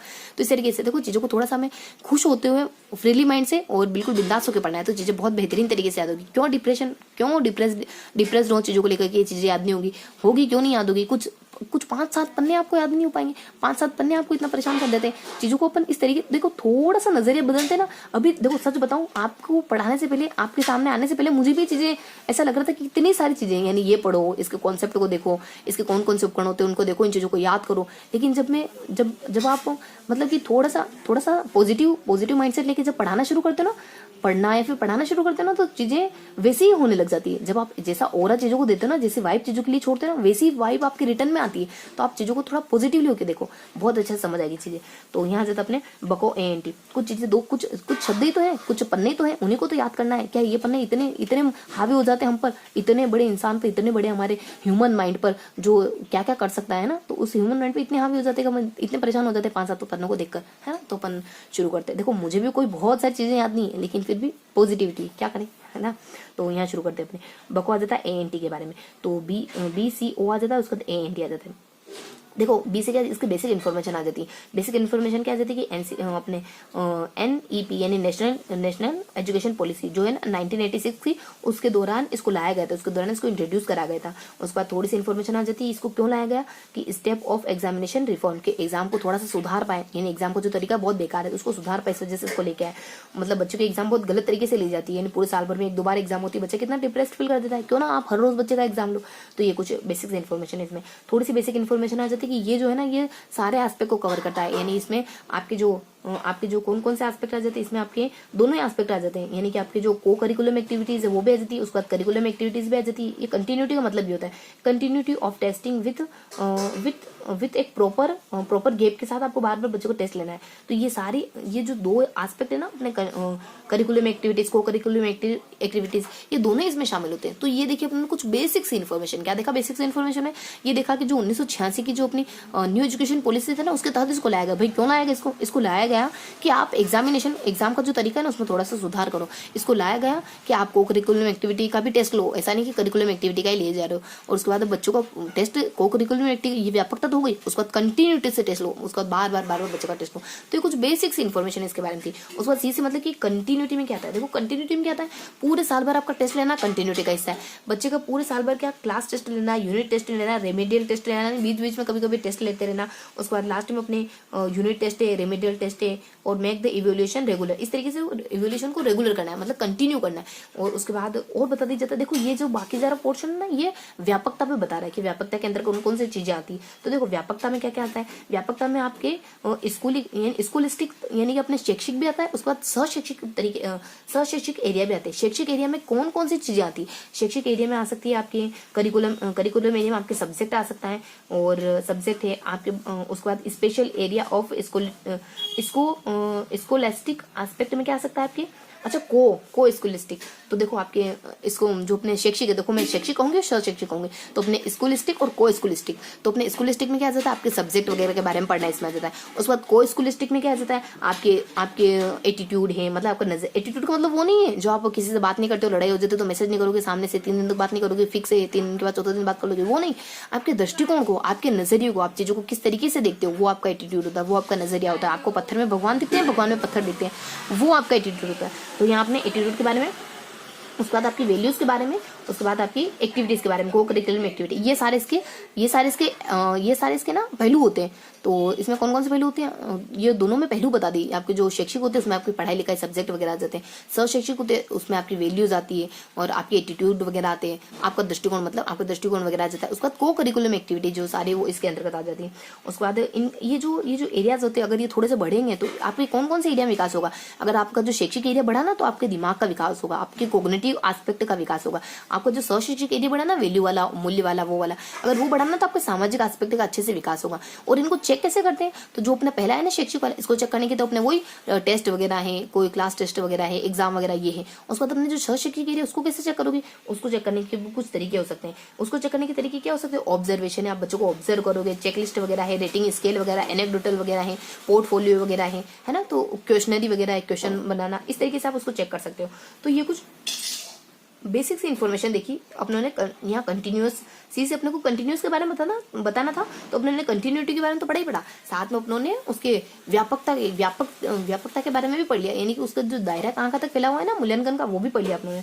उसके बाद नेक्स्ट अपन देखेंगे इसके क्या उद्देश्य है, क्या एम है, क्या माइंड सेट रख के अपन ये सीसीए करते हैं, क्या माइंड सेट रख के करते हैं अपन ये जे साइन, यानी जे लड़का है ना ये साई का होता है। आप क्या करो जे साइन, ये जे यानी यही व्यक्ति है साई भगवान, यानी आपने कहते हो किसी को आप किसी का अवतार बता रहे हो जे साई, यही व्यक्ति है भगवान। तो अरे भगवान तो यही है, तुम ही तो हो भगवान, तो ऐसे कह रहे हो जे साई। जे साई में क्या जाता है, मतलब कि इसमें ऑब्जेक्ट सीसी के ऑब्जेक्ट है। जैसे क्या मतलब कि जजमेंट करना, बच्चे के ऊपर जजमेंट करना कि बच्चा सीखने में कितनी ग्रोथ हो चुकी है, बच्चे की प्रोग्रेस कितनी हो चुकी है।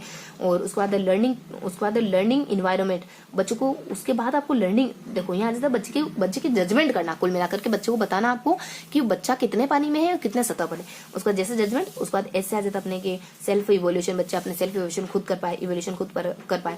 उसके बाद ऐसे अपने स्टैंडर्ड, यानी बच्चे को मेंटेन डिजायर स्टैंडर्ड, यानी एक जो मानक स्टैंडर्ड है उसको बनाए रखना है। ऐसा नहीं कि अपन स्टैंडर्ड से बहुत ज्यादा नीचे आ जाए, तो बच्चे का एक स्टैंडर्ड बनाए रखना है। आई से मतलब कि अपने आई से इम्प्रूवमेंट करना है, यानी evolution for improvement student achievement, यानी बच्चे की जो उपलब्धि है उसमें थोड़ा और सुधार करना है। अगर वो अभी 10 पर है तो आपको 20 पर लेकर आना है, अगर वो 90 पे तो आपको 95 पे लेकर आना है, इस तरीके से। उसके बाद इंटीग्रेटल पार्ट, यानी evolution and integrated part of teaching, यानी सीखना जो है वो आंतरिक पार्ट बन जाए, यानी एक अंदरूनी हिस्सा बन जाए पढ़ाई का, ये सब बता दी जाता है। यानी जेसाई के बारे में मतलब जजमेंट करना, ऐसे आपका बच्चों को सेल्फ इवोल्यूएट कर पाए, बच्चों को अपने आप को सेल्फ इवोल्यूएट कर पाए, ये ऐसे आ जाता है।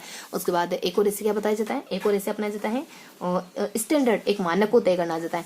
उसके बाद आई से क्या बता दिया जाता है, बच्चों को आई से मतलब इंटीग्रेटल पार्ट बन जाएगी अपना। उसके बाद आई से मतलब कि एक और आई से अपने इंप्रूवमेंट, बच्चे की अचीवमेंट में थोड़ा सा इंप्रूवमेंट हो। तो जैसे के बारे में आपने क्या देखा, जैसे देखा कि आप जजमेंट कर पाओ, इससे देखा कि बच्चा कुछ सेल्फ इवोल्यूशन कर पाए, कुछ सेल्फ मूल्यांकन कर पाए। उसके बाद ऐसे देखा आपने कि स्टैंडर्ड, एक बच्चा है ना कि स्टैंडर्ड को मेंटेन करता हो हमेशा चले, एक स्टैंडर्ड को फॉलो करता हो हमेशा चले, उससे नीचे नहीं जाए वो, और बच्चे को स्टैंडर्ड फॉलो करना, मेंटेन करना। और उसके बाद अपने जैसे आई से बता दी जाता, अपने आई से अपने दो चीजें बताई जाती है। पहली बता दी जाती है इसमें ऐसे क्या था, देखो इंटीग्रेटेड पार्ट बन जाए। उसके बाद इंप्रूवमेंट अचीवमेंट के बारे में बताया जाता है। वापस बोलेंगे, जब तक सारे शब्दों पर प्रॉपर नहीं बोले थे ना, तो तब तक अपने को अच्छे से रिवाइज करते जाना। वैसे अपनी चीजों को बेहतरीन तरीके से, जैसा है मतलब कि अपने जजमेंट वगैरह, ऐसे अपने सेल्फ कॉन्फिडेंस वगैरह, और ऐसे अपने सेल्फ कॉन्फिडेंस वगैरह, और उसके बाद बस ऐसे इतना ही था। उसके बाद आई से आ जाता अपनी आई से अपने यही अपने बच्चे में अपने अचीवमेंट में कितना, इसे अपने इंप्रूवमेंट आ जाता है, इसे अपने इंप्रूवमेंट के बारे में बता दिया जाता है। और उसके बाद अपने इंटीग्रेटेड पार्ट के बारे में बता दी जाता है। तो ये सारी बातें बता दी जाती है इसमें।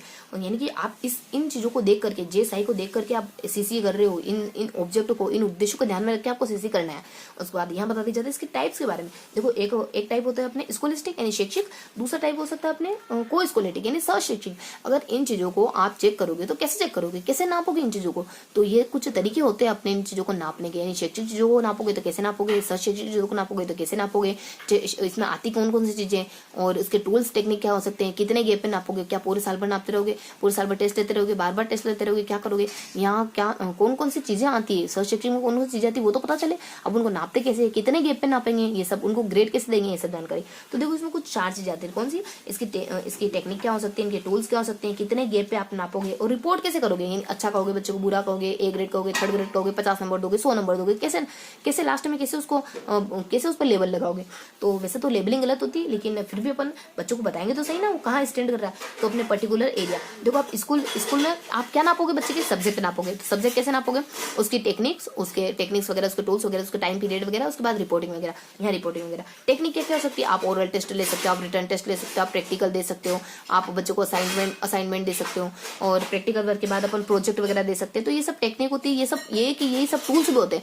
देखो टेक्निक क्या होती है, थोड़ा सा व्यापक है तो टेक्निक है, थोड़ा सा और संकीर्ण, थोड़ा और ज्यादा स्पेशल बन जाते हैं ना, तो उसको अपन टूल्स कह देते हैं। तो यही लगभग टेक्निकल टूल्स हर जगह एक जैसे देखे जाएंगे।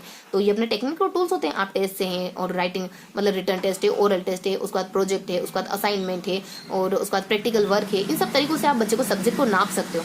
और कब कब देखोगे, डे टू डे, यानी आप इस तरीके से आप दोनों इसकी टीचिंग मेथड। उसके बाद समय, यानी कब कब देखोगे, आप क्लास टेस्ट ले सकते हो, यानी कब कब देखोगे, जब भी आप क्लास टेस्ट लोगे तब बच्चे को चेक करोगे। उसके बाद रेमेडियल टेस्ट लोगे तो चेक करोगे, उसके बाद आपकी यूनिट का टेस्ट लोगे तो चेक करोगे, एनुअल टेस्ट होगा तो चेक करोगे। तो इस तरीके से इनके टाइम पीरियड बता दिया, क्लास पीरियड के समय करेंगे, उसके बाद अपने यूनिट टेस्ट के वक्त करेंगे, क्लास टेस्ट के वक्त, यूनिट टेस्ट के वक्त, एनुअल टेस्ट के वक्त, और उसके बाद अपने टर्मिनल टेस्ट के वक्त। तो इन तरीके करेंगे। लास्ट में रिपोर्ट कैसे करेंगे, बच्चों को डायरेक्ट या इनडायरेक्ट तरीके से अपन ग्रेड देंगे। क्या देंगे, ग्रेड, यानी इनडायरेक्ट तरीके से कैसे, बच्चों को अच्छा कह देंगे, बुरा कह देंगे, औसत कह देंगे, औसत से कम कह देंगे, औसत से थोड़ा ऊपर कह देंगे, या फिर ग्रेड दे देंगे, ABCD जो भी ग्रेड देना है। तो ये अपनी बेसिक से इन्फॉर्मेशन थी सब्जेक्ट को कैसे नापो।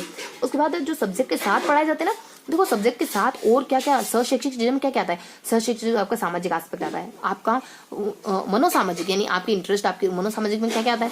मनोसामाजिक में आपकी रुचियां हैं, आपकी पसंद है, ये सब आ जाती है। आप साइंस में इंटरेस्ट लेते हो, आप कंप्यूटर में इंटरेस्ट लेते हो, हिंदी में लेते हो, ये सब आ जाता है।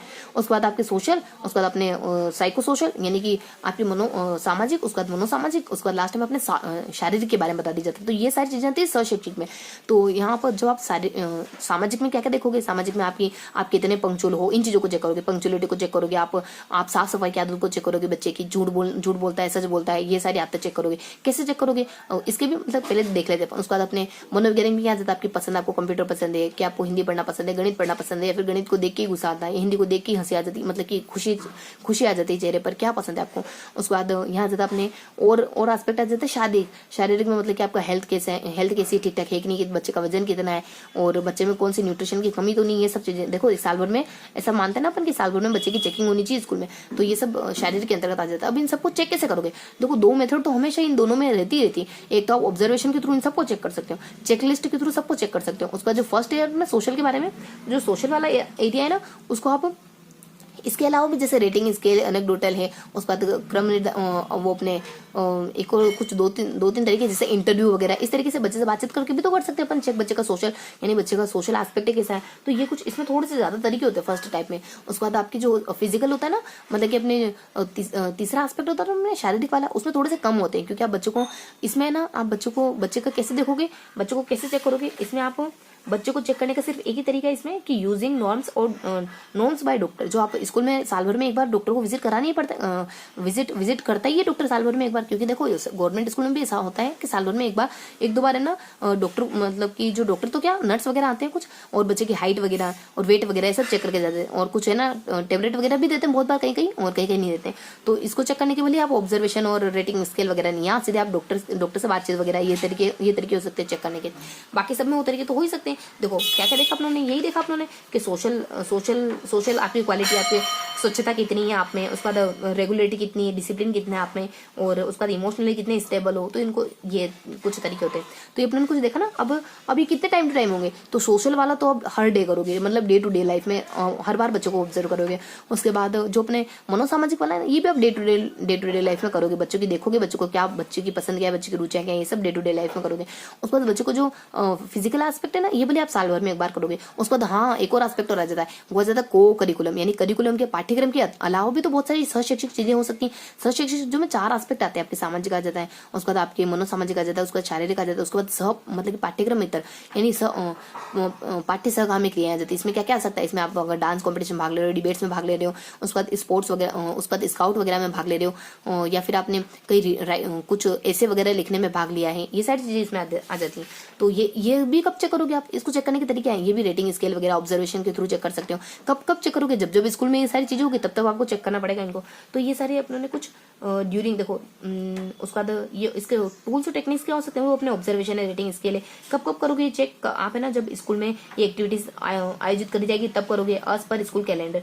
उसके बाद इसमें आप बच्चों को लास्ट में लेबल कैसे दोगे, या तो उसको डायरेक्टली कह दोगे ABC, या फिर इनडायरेक्ट तरीके से बता दोगे कि वो अच्छा है इन कामों में कि बुरा है इन कामों में, यानी स्पीच वगैरह दी उसने तो अच्छी दी बुरी दी, इस तरीके से इसको चेक करोगे। तो ये अपने देखना ना टाइप्स के बारे में, तो अपने को देखना क्या था, बको आंटी जी, तो B से अपने बेसिक इन्फॉर्मेशन देखी, C से अपने कंटिन्यूअस प्रोग्राम के बारे में देखा, O से अपने इसके ऑब्जेक्ट के बारे में देखा, ऑब्जेक्ट मतलब जैसा ही आ जाता है। उसके बाद बको आंटी जी, A से अपने इसके ना, A से अपने इसके एरिया देखे, इसके एरिया कौन कौन से हो सकते हैं, 2 हो सकते हैं अपने, इसके 2 एरिया हो सकते हैं इसके अपने स्कूल वाला। उसके बाद अपने ये तो अपने टाइप्स थे, एरिया क्या देखे अपनों ने, ये तो इसके एक तो शैक्षिक होता है, इसके बाद सहशैक्षिक होता है। तो कैसे चेक करना है वो भी देख लिया अपने।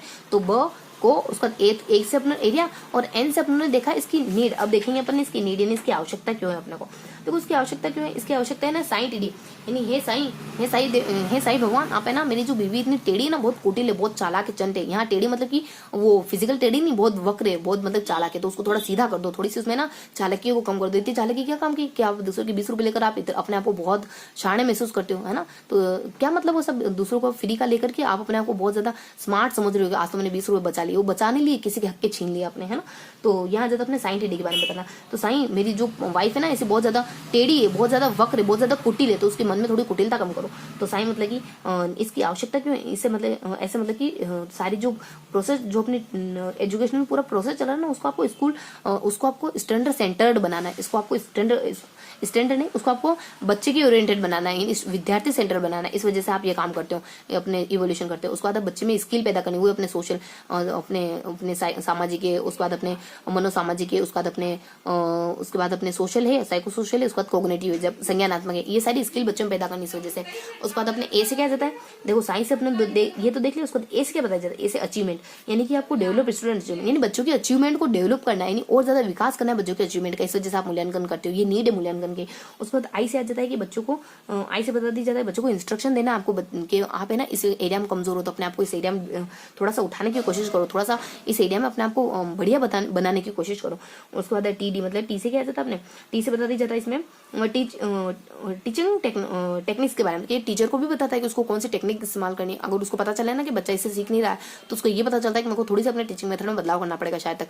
उसके बाद डी से क्या जाता है, डी से आपकी सलाह वगैरह, डिसीजन वगैरह कि फ्यूचर के लिए डिसीजन लेने में भी मदद करता है। तो क्या जाता है, अपने साइंस टेडी आ जाता है। साइंस से मतलब कि अपने इसको स्कूल स्टूडेंट सेंट्रल बनाना है। उसके बाद एक और इससे क्या जाता है, अपने स्कूल स्टूडेंट सेंटर बनाना है। कैसे बनाना है इसको स्टूडेंट सेंटर, कि बच्चों में स्किल डेवलप करनी, बच्चों को आगे लाना, मतलब बच्चों को ज्यादा आगे करना है अपने।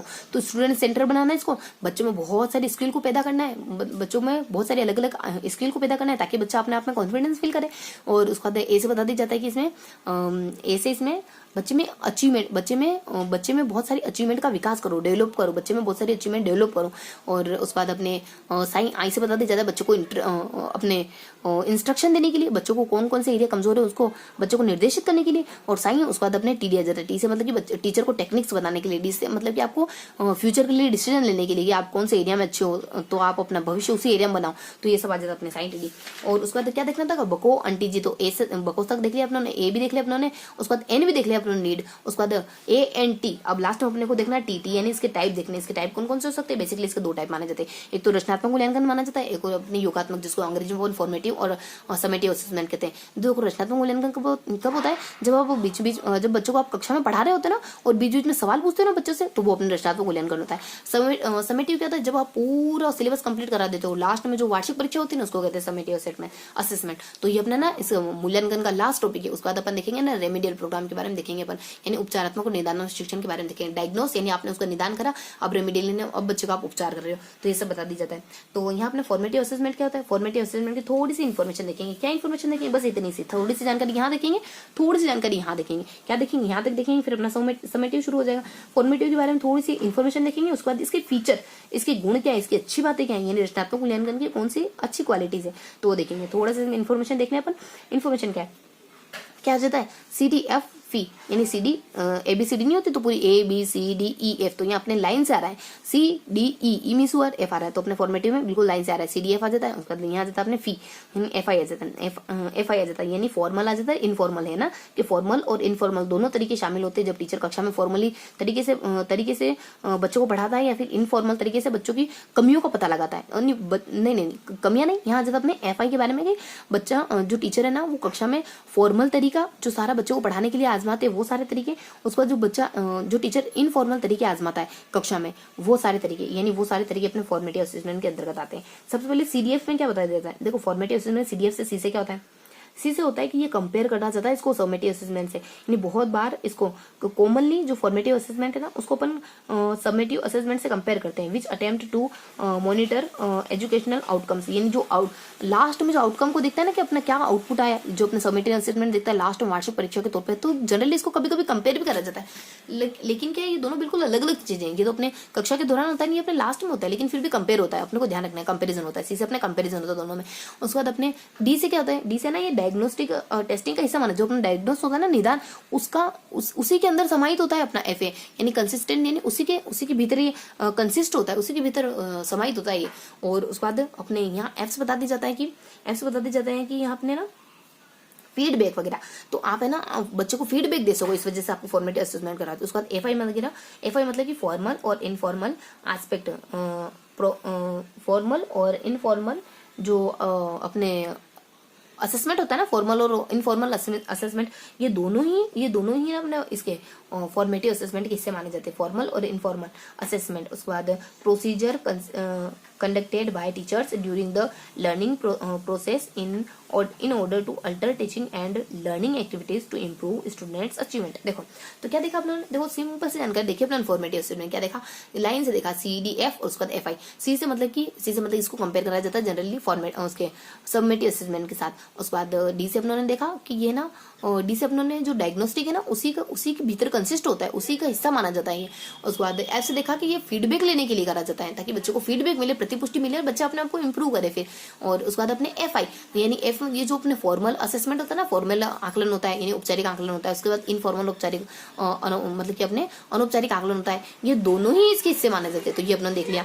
उसके बाद अगला देखेंगे अपन सबमेटिव, इसकी थोड़ी सी फीचर भी देखना है ना, तो फीचर बताने के लिए कौन आ जाता है, PH फर्स्ट CD यानी PH फर्स्ट CD यानी PH को यानी हैंडीकेप्ड को फंसा लिया, CD यानी हैंडीकेप्ड को फंसा दिया। यानी आपने क्या करा कि आपने कोई गुनाह करा था, आपने ना किसी और को फंसा दिया, तो मतलब कि किसी और को किसको फंसाया, हैंडीकेप्ड इंसान को फंसा दिया। मान लो वो ब्लाइंड था तो आपने कुछ गुनाह करा, वो मान लो डेफ था, बहरा था, तो उसने सुना ही नहीं, आपने कैसे कैसे करके उसको फंसा दिया। अब उसको तो पता ही नहीं चला कि उसको किस गुनाह में आपने फंसाया।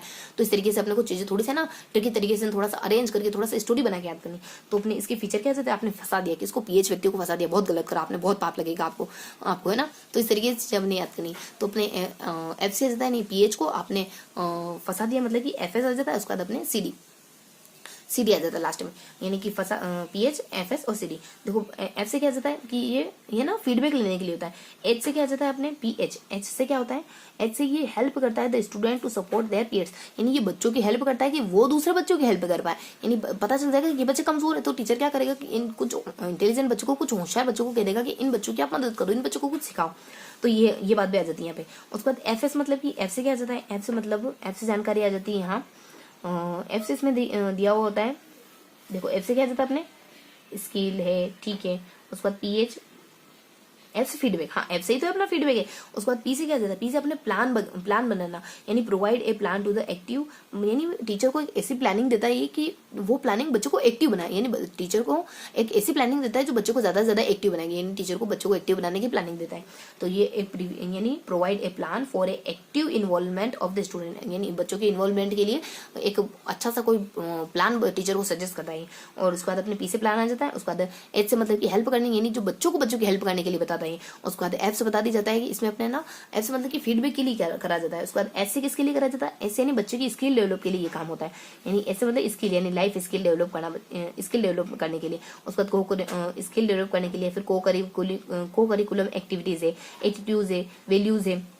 नहीं देखो ठीक है, ये तो अपने ठीक है, स्किल डेवलप करना है। ये अपने को थोड़ा सा यहाँ देखो, ये थोड़ी सी लाइन मिस हो गई है, थोड़ा सा इसको काटना भूल गए, थोड़ा सा इसको काट देते ना अपन।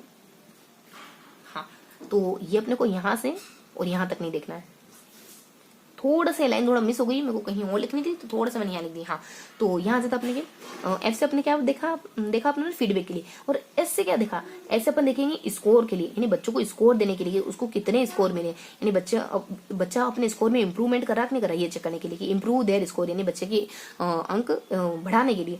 उसके बाद CD से क्या जाता है, C से मतलब कि अपने करेक्शन। उसके बाद D से अपने डिटेक्शन और करेक्शन के लिए, किसके, अपने ऑफ द असेसमेंट, यानी असेसमेंट के अपने डिटेक्शन के लिए और असेसमेंट के करेक्शन के लिए, यानी आकलन में सुधार करने के लिए काम करा जाता है। तो अपने लास्ट टाइम क्या देखा, लास्ट टाइम देखा ना सबमेटिव असेसमेंट। सबमेटिव असेसमेंट क्या जानकारी देखी अपने, आपने फंसा दिया, आपने फंसाया, मैंने नहीं फंसाया भाई, आप ही ने फंसाया। तो अपने CD आ जाती, PH आ जाते, उसके बाद FS आ जाता है, उसका CD, और CD उसको थमा दी, बेचारे को पता ही नहीं चला क्या थमाया, उसको पूरा कह दिया कि देखो CD के हाथ में फिंगरप्रिंट भी छपे हुए हैं, तो इसी की गलती। आप CID से बातचीत कर रहे हो, मान लो दया से, वो कौन है, दया जया कोई है ना CID में किरदार बहुत ज्यादा फेमस। हाँ तो अपन शुरू करते हैं, कंटिन्यू करते हैं। तो मतलब कि इसमें CD, C से मतलब कि इसमें C से क्या बता दी जाता है, C से अब फर्स्ट से देखें ना तो PH, P से मतलब कि इसमें प्लानिंग दी जाती है टीचर को कि वो बच्चों को ज्यादा से ज्यादा इन्वॉल्व रखे, ऐसा प्लान बताता है टीचर को। उसके बाद H से मतलब कि हेल्प करता है उन बच्चों की जो कि कमजोर है, और उन बच्चों को कहता है जो बच्चे इंटेलिजेंट है कि आप इनकी हेल्प करो, तो ये हेल्प करता है। उसके बाद PH चल जाता है, उसके बाद CD के बारे में PH, और उसके बाद फर्स्ट यानी कि ये फीडबैक देता है। उसके बाद स से मतलब कि ये जो है ना और स से क्या देखो अपना, स से अपने स्कोर वगैरह, यानी स से ये इंप्रूव करता है बच्चे की स्कोर वगैरह को इंप्रूव करता है। तो पीएच आ गया, उसके बाद फर्स्ट आ गया, उसके बाद सीडी आ गया, मतलब आपकी डिटेक्शन के लिए, उसके बाद करेक्शन के लिए, यानी जो आकलन है ना उसको आपको डिटेक्शन करता है, उसको ये करेक्ट करता है, उसमें थोड़ा सा करेक्शन करता है आकलन की प्रक्रिया में। तो ये सारी इन्फॉर्मेशन दी जाती है। उसके बाद अपने समय अब देखेंगे अपन समेटिव असेसमेंट। समेटिव असेसमेंट क्या जानकारी होती है, देखो ये जो असेसमेंट होता है ना, इसे कॉन्सिक्वेंसी असेसमेंट भी कहते हैं, मतलब कि परिणामात्मक असेसमेंट भी कहते हैं। ये सबसे लास्ट में होता है ना, इस वजह से इसको परिणामात्मक असेसमेंट भी कहते हैं, क्योंकि ये लास्ट में होता है, अपने साल भर के लास्ट में होता है।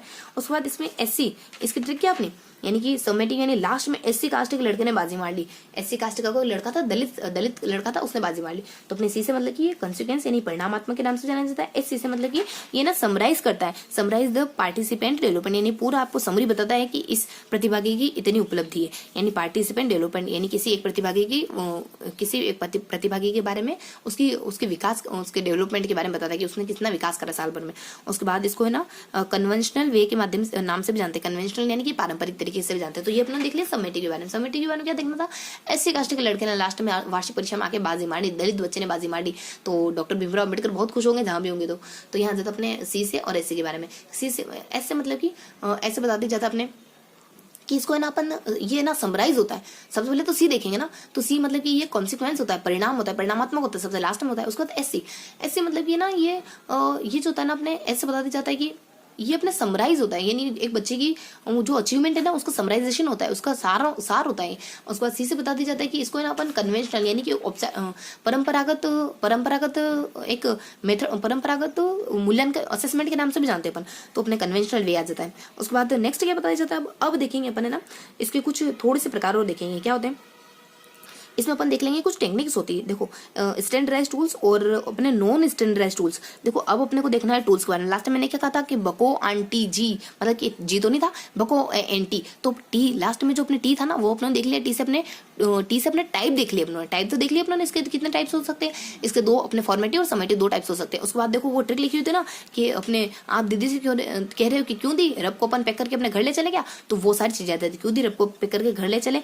तो यहाँ जाता अपने को देखो ये जो टूल्स और टेक्निक्स होते हैं ना जनरली दो प्रकार के होते हैं, एक तो स्टैंडर्डाइज होते हैं और एक नॉन स्टैंडर्डाइज होते हैं। इनमें ज्यादा कुछ अंतर नहीं होता है। जो स्टैंडर्ड होते हैं ना वो देखो ऑब्जेक्टिविटी को फॉलो करते हैं और रिलायबिलिटी को फॉलो करते हैं। वही अपनी वैधता अपन हर बार बहुत बार पढ़ते हैं ना बहुत सारी जगहों पर कि वैधता है, विश्वसनीयता है, उसके बाद अपने एक वैधता है, विश्वसनीयता है। एक और क्या होता है, देखो तीन तो होते हैं ना अपने वी से, एक वैध आ जाता है, विश्वसनीय आ जाता है और उसके बाद अपने वस्तुनिष्ठ आ जाता है। ये कुछ चीजें होती है ना अपने क्वालिटेटिव आ जाता है, गुणात्मक। तो ये सारी है ना उसमें पाई जाती है। जो अपने स्टैंडर्ड टूल्स होते हैं ना आकलन करने के, उनमें ये चारों चीजें अच्छे से पाई जाती है। उसके बाद जो नॉन स्टैंडर्ड होते हैं ना उनमें चारों चीजें नहीं पाई जाती, मतलब विश्वसनीयता है, वस्तुनिष्ठता है, वैधता है, मतलब कि अपने ऑब्जेक्टिविटी वस्तुनिष्ठता और रिलायबिलिटी विश्वसनीयता और वैलिडिटी वैधता और क्वालिटेटिव गुणात्मक गुणवत्ता, ये सारी चीजें उनमें नहीं होती नॉन स्टैंडर्ड में। नॉन स्टैंडर्ड में आती कौन कौन सी चीजें, नॉन स्टैंडर्ड में चीजें आती है क्यों दी रब को पैक कर ले गया, तो अपने पीछे से क्यों दी उसके बाद रब, उसके बाद पेक यानी PAC पेक। पी से अपने पोर्टफोलियो क्या होता है, उसके बाद ए से अपने एनेक्डोटल रिकॉर्ड क्या होता है, सी से अपने चेकलिस्ट क्या होता है, उसके बाद ये हो गया अपने रब, उसके बाद अपने पेक हो गया, उसके बाद अपने रब के बारे में। आर से अपने आ जाता है रेटिंग स्केल, उसके बाद ए से अपने रब RAB देखना है अपने को, तो ए से आ जाता अपने असाइनमेंट किसको कहते हैं। उसके बाद बी से अपन बताएंगे, देखो यहाँ जाता अपने ठीक है अपने, अच्छा ये थोड़ा सा आगे पीछे करके मैंने ट्रिक बनाई है ना, तो यहाँ पर थोड़ा सा मैंने आगे पीछे करके थोड़ी सी ट्रिक बनाई है। तो अपने क्या क्या चीजें आती है वो अपन देख लेते हैं। तो यहाँ अपने क्यों दी रब के बारे में देखा ना अपनों ने, तो क्यू से क्या आ जाती है क्वेश्चनरी। देखो ठीक है, क्यू से क्या क्या आ जाती है, क्यू से क्वेश्चनरी आ जाती है। क्यों और डी से क्या आ जाता है अपने, डी से अपने आ जाएगा ना, डी से अपने क्या बताया जाएगा, डी से अपने डॉक्यूमेंट एनालिसिस के बारे में। क्यों दी उसके बाद अपने रब आ जाता है RAB, तो आर से क्या आ जाता है, आर से अपने रेटिंग स्केल आ जाएगा। ठीक है, आर से तो अपने रेटिंग स्केल, उसके बाद ए से अपने एनेक्डोटल रिकॉर्ड आ जाएगा और बी से क्या आएगा, देखो बी से अपने आ जाएगा, बी से अपने बताया जाएगा, अच्छा रब प है ना वो, तो पी से अपने पोर्टफोलियो आ जाएगा। हाँ, तो रब को उसके बाद पेक, तो पी से चलो पोर्टफोलियो, एक पी साइलेंट होगा मे भी है ना, तो पी से अपने पोर्टफोलियो आ जाएगा। उसके बाद रब RAB और पेक, और पेक बताया जाता है तो ए से अपने एनेक्डोटल रिकॉर्ड आ जाएगा, उसके बाद पेक, और उसके बाद सी से अपने आ जाएगा चेकलिस्ट, सी से अपने चेकलिस्ट आ जाएगा। तो ये अपने पूरी ट्रिक हो गई कवर कि क्यों दी रब को पैक कर ले गया। तो अपने पोर्टफोलियो क्या होता है, देखो पोर्टफोलियो क्या होता है, आपकी अकेडमिक यानी आपकी जो शैक्षिक उपलब्धियां वो, शैक्षिक अचीवमेंट है वो, प्लस इसके अलावा क्या, देखो शब्द वही ध्यान रखने, इसके अलावा क्या, एजुकेशनल प्रूफ यानी आपके जो शैक्षिक प्रमाण है ना, इसके अलावा यानी आपके सारी एकेडमिक उपलब्धियां, आपकी सारी शैक्षिक उपलब्धियां, प्लस आपकी एजुकेशनल प्रूफ यानी प्लस आपकी शैक्षिक प्रमाण, उन दोनों का जोड़ होता है, उन दोनों का कलेक्शन होता है आपका पोर्टफोलियो। और पोर्टफोलियो इन दोनों का कनेक्शन तो माना ही जाता है। इसके अलावा क्या होता है इसमें, लर्निंग स्टैंडर्ड और other academic requirement for course first grade level, यानी कि इसमें क्या होता है, देखो पोर्टफोलियो बेसिकली क्या होता है, पोर्टफोलियो आपकी जो एकेडमिक अचीवमेंट है वो, और इसके अलावा जो आपके शैक्षिक प्रमाण है, यानी इसके अलावा जो आपकी एजुकेशनल प्रूफ है, उन दोनों का एक कलेक्शन होता है, उन दोनों का एक जोड़ होता है। कौन सा शब्द, वही ध्यान रखना है। देखो शब्द जो प्रॉपर शब्द है ना, ये हमें एग्जाम में देखने को मिलेंगे। सबसे पहले तो अपना एकेडमिक वर्क, ये ठीक है। उसका दूसरा शब्द क्या ध्यान रखना है, दूसरा शब्द ध्यान देना है एजुकेशनल प्रूफ के बारे में। इन दोनों का क्या होता है, इन दोनों का कलेक्शन होता है। इन दोनों का कलेक्शन क्यों करा जाता है, इन दोनों का कलेक्शन इस वजह से किया जाता है ताकि अपन क्या कर सकते हैं, लर्निंग प्रोग्रेस जान सके, बच्चों की लर्निंग प्रोग्रेस को पता कर सकें, ताकि अपन एकेडमिक अचीवमेंट, बच्चे की एकेडमिक अचीवमेंट को जान सकें, ताकि अपन एकेडमिक रिक्वायरमेंट यानी बच्चे की रिक्वायरमेंट क्या है, बच्चे को किसकी डिमांड है for course first grade level, यानी बच्चे को एक लेवल तक लाने के लिए क्या रिक्वायर है, क्या डिमांड है। उसके बाद लर्निंग स्टैंडर्ड, बच्चे के लर्निंग स्टैंडर्ड, बच्चों को एक मानक सीखने की स्तर तक पहुंचाना, ये पोर्टफोलियो के जो मकसद होते हैं वो ये होते हैं। उसके बाद whether students have met learning standard और other academic achievement for courses first grade level. तो बेसिकली पोर्टफोलियो क्या होता है, पोर्टफोलियो क्या होता है बेसिकली, देखो पोर्टफोलियो वो चीज होती है जिसमें आपकी एकेडमिक चीजों को, एकेडमिक अचीवमेंट को रखा जाता है। पोर्टफोलियो वो चीज होती है जिसमें आपके एजुकेशनल प्रूफ और एकेडमिक चीजों, इन दोनों का मिला जुला, इन दोनों का कॉम्बिनेशन, इन दोनों का समग्र रूप इसमें शामिल होता है। ये क्यों करा जाता है, आपकी लर्निंग अचीवमेंट को देखने के लिए। ये क्यों करा जाता है, आपकी लर्निंग की अचीवमेंट को देखने के लिए और आपकी लर्निंग की प्रोग्रेस को जानने के लिए। इस वजह ये सारी बातें पोर्टफोलियो से पता चल जाती है। पोर्टफोलियो एक है ना पूरी फाइल होती है, पोर्टफोलियो फाइल, तो उससे ये जानकारी पता चल जाती है। उसके बाद नेक्स्ट क्या पता चलती है, एनेक्डोटल रिकॉर्ड। देखो एनेक्डोटल रिकॉर्ड क्या होता है, एनेक्डोटल रिकॉर्ड को अपन कैसे याद करेंगे, इवेंट सोच इवेंट आ जाता है, उसके बाद अपने आ जाता है सोच आ जाता है। मतलब कि मेरे को तो यार इस घटना ने मेरे को सोच में डाल दिया, ये घटना, मतलब आप एनेक्डोटल में क्या जाता है, एनेक्डोटल में एक्सीडेंट जैसे साउंड कर रहा है ना, एनेक्डोटल एक्सीडेंट, तो एक्सीडेंट है ना, तो एनेक्डोटल मतलब एक्सीडेंट समझो। तो यहाँ जाता अपने कि इस इवेंट ने तो मेरे को बहुत ज्यादा गंभीर सोच में डाल दिया। इवेंट मतलब कि इसमें बहुत सारे इवेंट का, बहुत सारे ओकेशन का और इवेंट का लेखा जोखा होता है। ये क्या होता है अपने एक्सप्लेनेशन होता है किसका, ओकेशंस का और इवेंट का, date are important to the personal, यानी एक व्यक्तिगत स्टूडेंट के लिए जो घटनाएं होती है, जो ओकेशन होता है ना, उनका है ना मिला जुला, उसका एक्सप्लेनेशन होता है, उसका वर्णित रूप होता है। और उसका इवेंट उसका सोच में डाल दिया। सोच मतलब ऐसे मतलब कि बहुत छोट होता है, ओ से मतलब कि ना ऑब्जेक्टिव होता है, उसका सी से मतलब कि इसमें करेक्ट, ये ना जितना हो सके उतना करेक्ट होता है, ये बता दिया जाता है। और ये एग्जामिनेशन होता है, मतलब कि ये ना एग्जामिनेशन मतलब कि परीक्षण होता है कि बच्चे के बारे में आपको क्या क्या पता है, ये एक परीक्षण है, ये एग्जामिनेशन। ये शब्द ध्यान रखना कि anecdotal record is an examination. एक एग्जामिनेशन मतलब कि एक परीक्षण होता है, बच्चे की सारी अचीवमेंट का, बच्चे की सारी इन्फॉर्मेशन का एक परीक्षण होता है, यानी कि एक परीक्षण है जो आपने तैयार करके रखा हुआ है एनेक्डोटल। ये भी एक फाइल होती है। उसको चेकलिस्ट क्या होती है, चेकलिस्ट तो बहुत आसान है, आपको बस राइट और सही ये बताना है। चेकलिस्ट को ना स्विच से भी कंपेयर करा गया, यानी सिमिलर ए लाइट स्विच। उसका ये क्या होता है, देखो शब्द ध्यान रखने क्या, student illustration of particular area, यानी स्टूडेंट का चित्रण। इलस्ट्रेशन यानी क्या होता है, चित्रण। इलस्ट्रेशन का मतलब क्या है, चित्रण। ये आपको एक बच्चे का, एक स्टूडेंट का पूरा चित्र प्रस्तुत कराता है of particular area, particular criteria, यानी पर्टिकुलर क्राइटेरिया में बच्चे का क्या चित्र है, बच्चे का खेल में क्या चित्र है, डल बच्चा है खेल में, होशियार बच्चा है, बच्चे का पढ़ाई में क्या चित्र है। चित्र मतलब बच्चे को पूरा ओवरव्यू कैसा है पढ़ाई में, तो ये चित्र होता है, यानी student illustration of particular criteria, उसी को कहते हैं। इसको स्विच से भी कंपेयर करा गया, क्योंकि या तो ऑन होगा स्विच, या ऑफ होगा, या यस होगा या नो होगा, तो यहाँ जाता है। उसके बाद ये ना एक व्यक्ति विशेष का भी कर सकते हो, पूरी क्लास का भी एक साथ कर सकते हो, और किसी ग्रुप का भी कर सकते हो। तो ये दो बातें आ जाती है चेकलिस्ट के बारे में। उसके बाद रेटिंग स्केल क्या होता है, रेटिंग स्केल होता है show the degree of frequency of behaviour. देखो रेटिंग स्केल क्या होता है, शब्द एग्जैक्ट वही ध्यान रखना है, ये डिग्री से ध्यान रखना है। यानी कितने कितने की है ये डिग्री। देखो अपने आपको पता है ना, अपने मैथ में डिग्री है, प्रकार, इन सब का इस्तेमाल होता है। आपने दुकान पे जाके उसकी रेट पूछी, चीजों को मैं ऐसे ही याद करना है ताकि लंबे समय तक याद रहे। तो है ना, चीजों को इस तरीके से याद कर, बहुत ज्यादा औपचारिक तरीका नहीं लेंगे अपन, थोड़ा सा अनौपचारिक को, थोड़ा सा इनफॉर्मल होकर चीजों को याद करेंगे, कोई दिक्कत नहीं। थोड़ा सा इनफॉर्मल होने से चीजें बेहतर याद होगी, तो क्या दिक्कत है। इतना मानक तरीका फॉलो करके क्या क्या करेंगे हम, किसे दिखाएंगे इतना मानकीकृत बन के, इतना घड़ा हुआ, इतना सदा हुआ, सारी चीजें इतनी बहुत ही अच्छे से करना, बहुत अच्छे से करना, यानी ट्रिक में भी अपन बहुत सभ्यता ढूंढ रहे हैं, तो क्या करेंगे इसी सभ्यता का अपन, चीजें तो याद हो नहीं रही हमें। तो अपने रेटिंग स्केल के बारे में बता दिया जाता है कि आपने डी का रेट पूछा, डी की कीमत पूछी आपने, तो डी मतलब कि एक शो द डिग्री, यानी कि डिग्री नहीं, आपको डिग्री दिखाती है ऑफ फ्रीक्वेंसी ऑफ बिहेवियर, यानी आपकी बिहेवियर की क्या फ्रीक्वेंसी, यानी एक जैसा व्यवहार आप कितनी बार करते हो, आप स्किल की, आपकी स्ट्रेटेजीज की, डिस्प्लेड बाय द लर्नर, यानी जो अपने सीखने वाले व्यक्ति के द्वारा दिखाई जाती है, यानी कि आप इसमें show the degree of frequency of behaviour skill और स्ट्रेटेजीज, तो ये रेटिंग स्किल। उसके बाद अपने असाइनमेंट के बारे में, उसके बाद कुछ दो कितना और बच जाएगा अपने, फिर अपने बच जाएगा क्या देखना है अपने को, फिर अपने को असाइनमेंट देखना है, फिर अपने को ऑब्जर्वेशन देखनी है, फिर अपने को क्वेश्चनरी देखनी है, फिर अपने को डॉक्यूमेंट एनालिसिस देखना है। तो देखो अपने वो रब वाली ट्रिक पूरी हो गई क्या। तो यहाँ से अपने को क्यों दी, रब को पैक कर ले क्या, देखो क्यों से तो अपने क्वेश्चनरी हो जाएगी, ठीक है। उसके बाद क्यों डी से अपने हो जाएगी, डी से हो जाएगा अपने डॉक्यूमेंट एनालिसिस, क्यों दी। उसके बाद र आ जाएगा, र से अपने रेटिंग स्केल, ठीक है। उसके बाद ए से अपने असाइनमेंट, ठीक है। उसके बाद र ब, तो र ब देखो बी से कुछ मिल नहीं रहा, तो र प होगा शायद तक, है ना, र प और र ब एक जैसे साउंड कर रहा है, तो पी से अपने हो सकता है पोर्टफोलियो, ठीक है। उसके बाद क्यों दी रप को, उसके बाद पेक कर ले, तो पी से अपने क्या हो सकता है फिर पेक को, तो पेक तो देखो ये सही बन रहा है, पोर्टफोलियो, पे यानी पोर्टफोलियो, और ए यानी कि अपने एनेक्डोटल, और उसके बाद और पेक कप, सी से अपने चेकलिस्ट, तो पेक तो पूरा हो गया।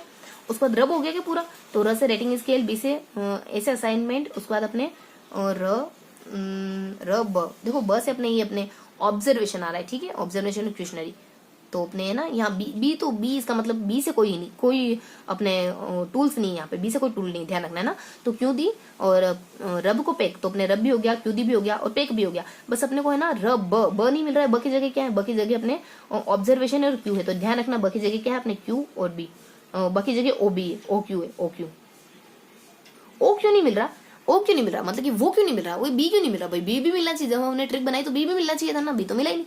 तो ये सारा अपना असाइनमेंट क्या होता है, देखो असाइनमेंट मैंने यहाँ पे ना दरवाजा बनाया, यानी असाइनमेंट आपकी जो out of the class time पे इसको असाइनमेंट को करा जाता है, एक ऐसा टास्क होता है जो आउट ऑफ द क्लास करा जाता है, आप क्लास में बैठ के नहीं कर सकते इसको।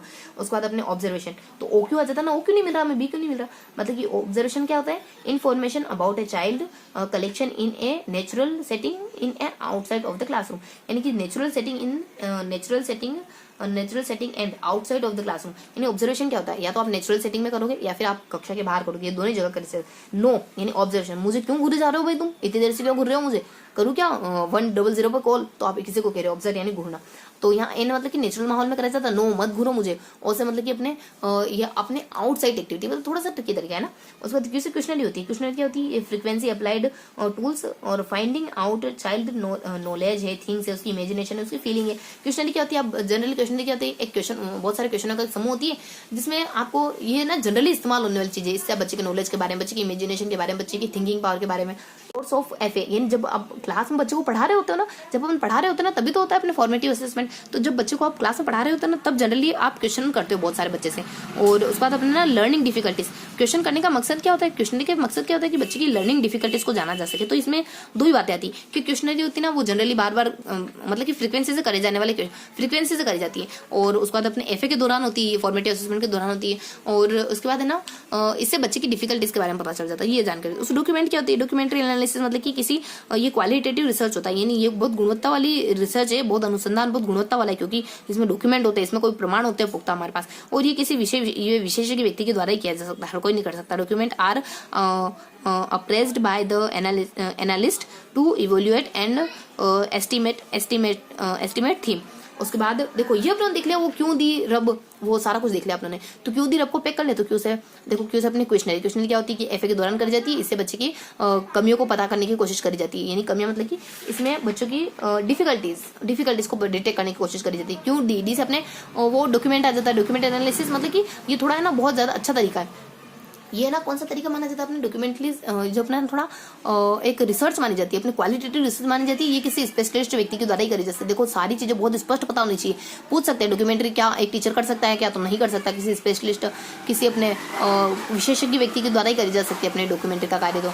तो यहाँ जाता अपने डॉक्यूमेंट्री में शब्द क्या आया था अपने, एनालिस्ट। कोई एनालिस्ट है वही व्यक्ति कर सकता है, हर कोई नहीं कर सकता।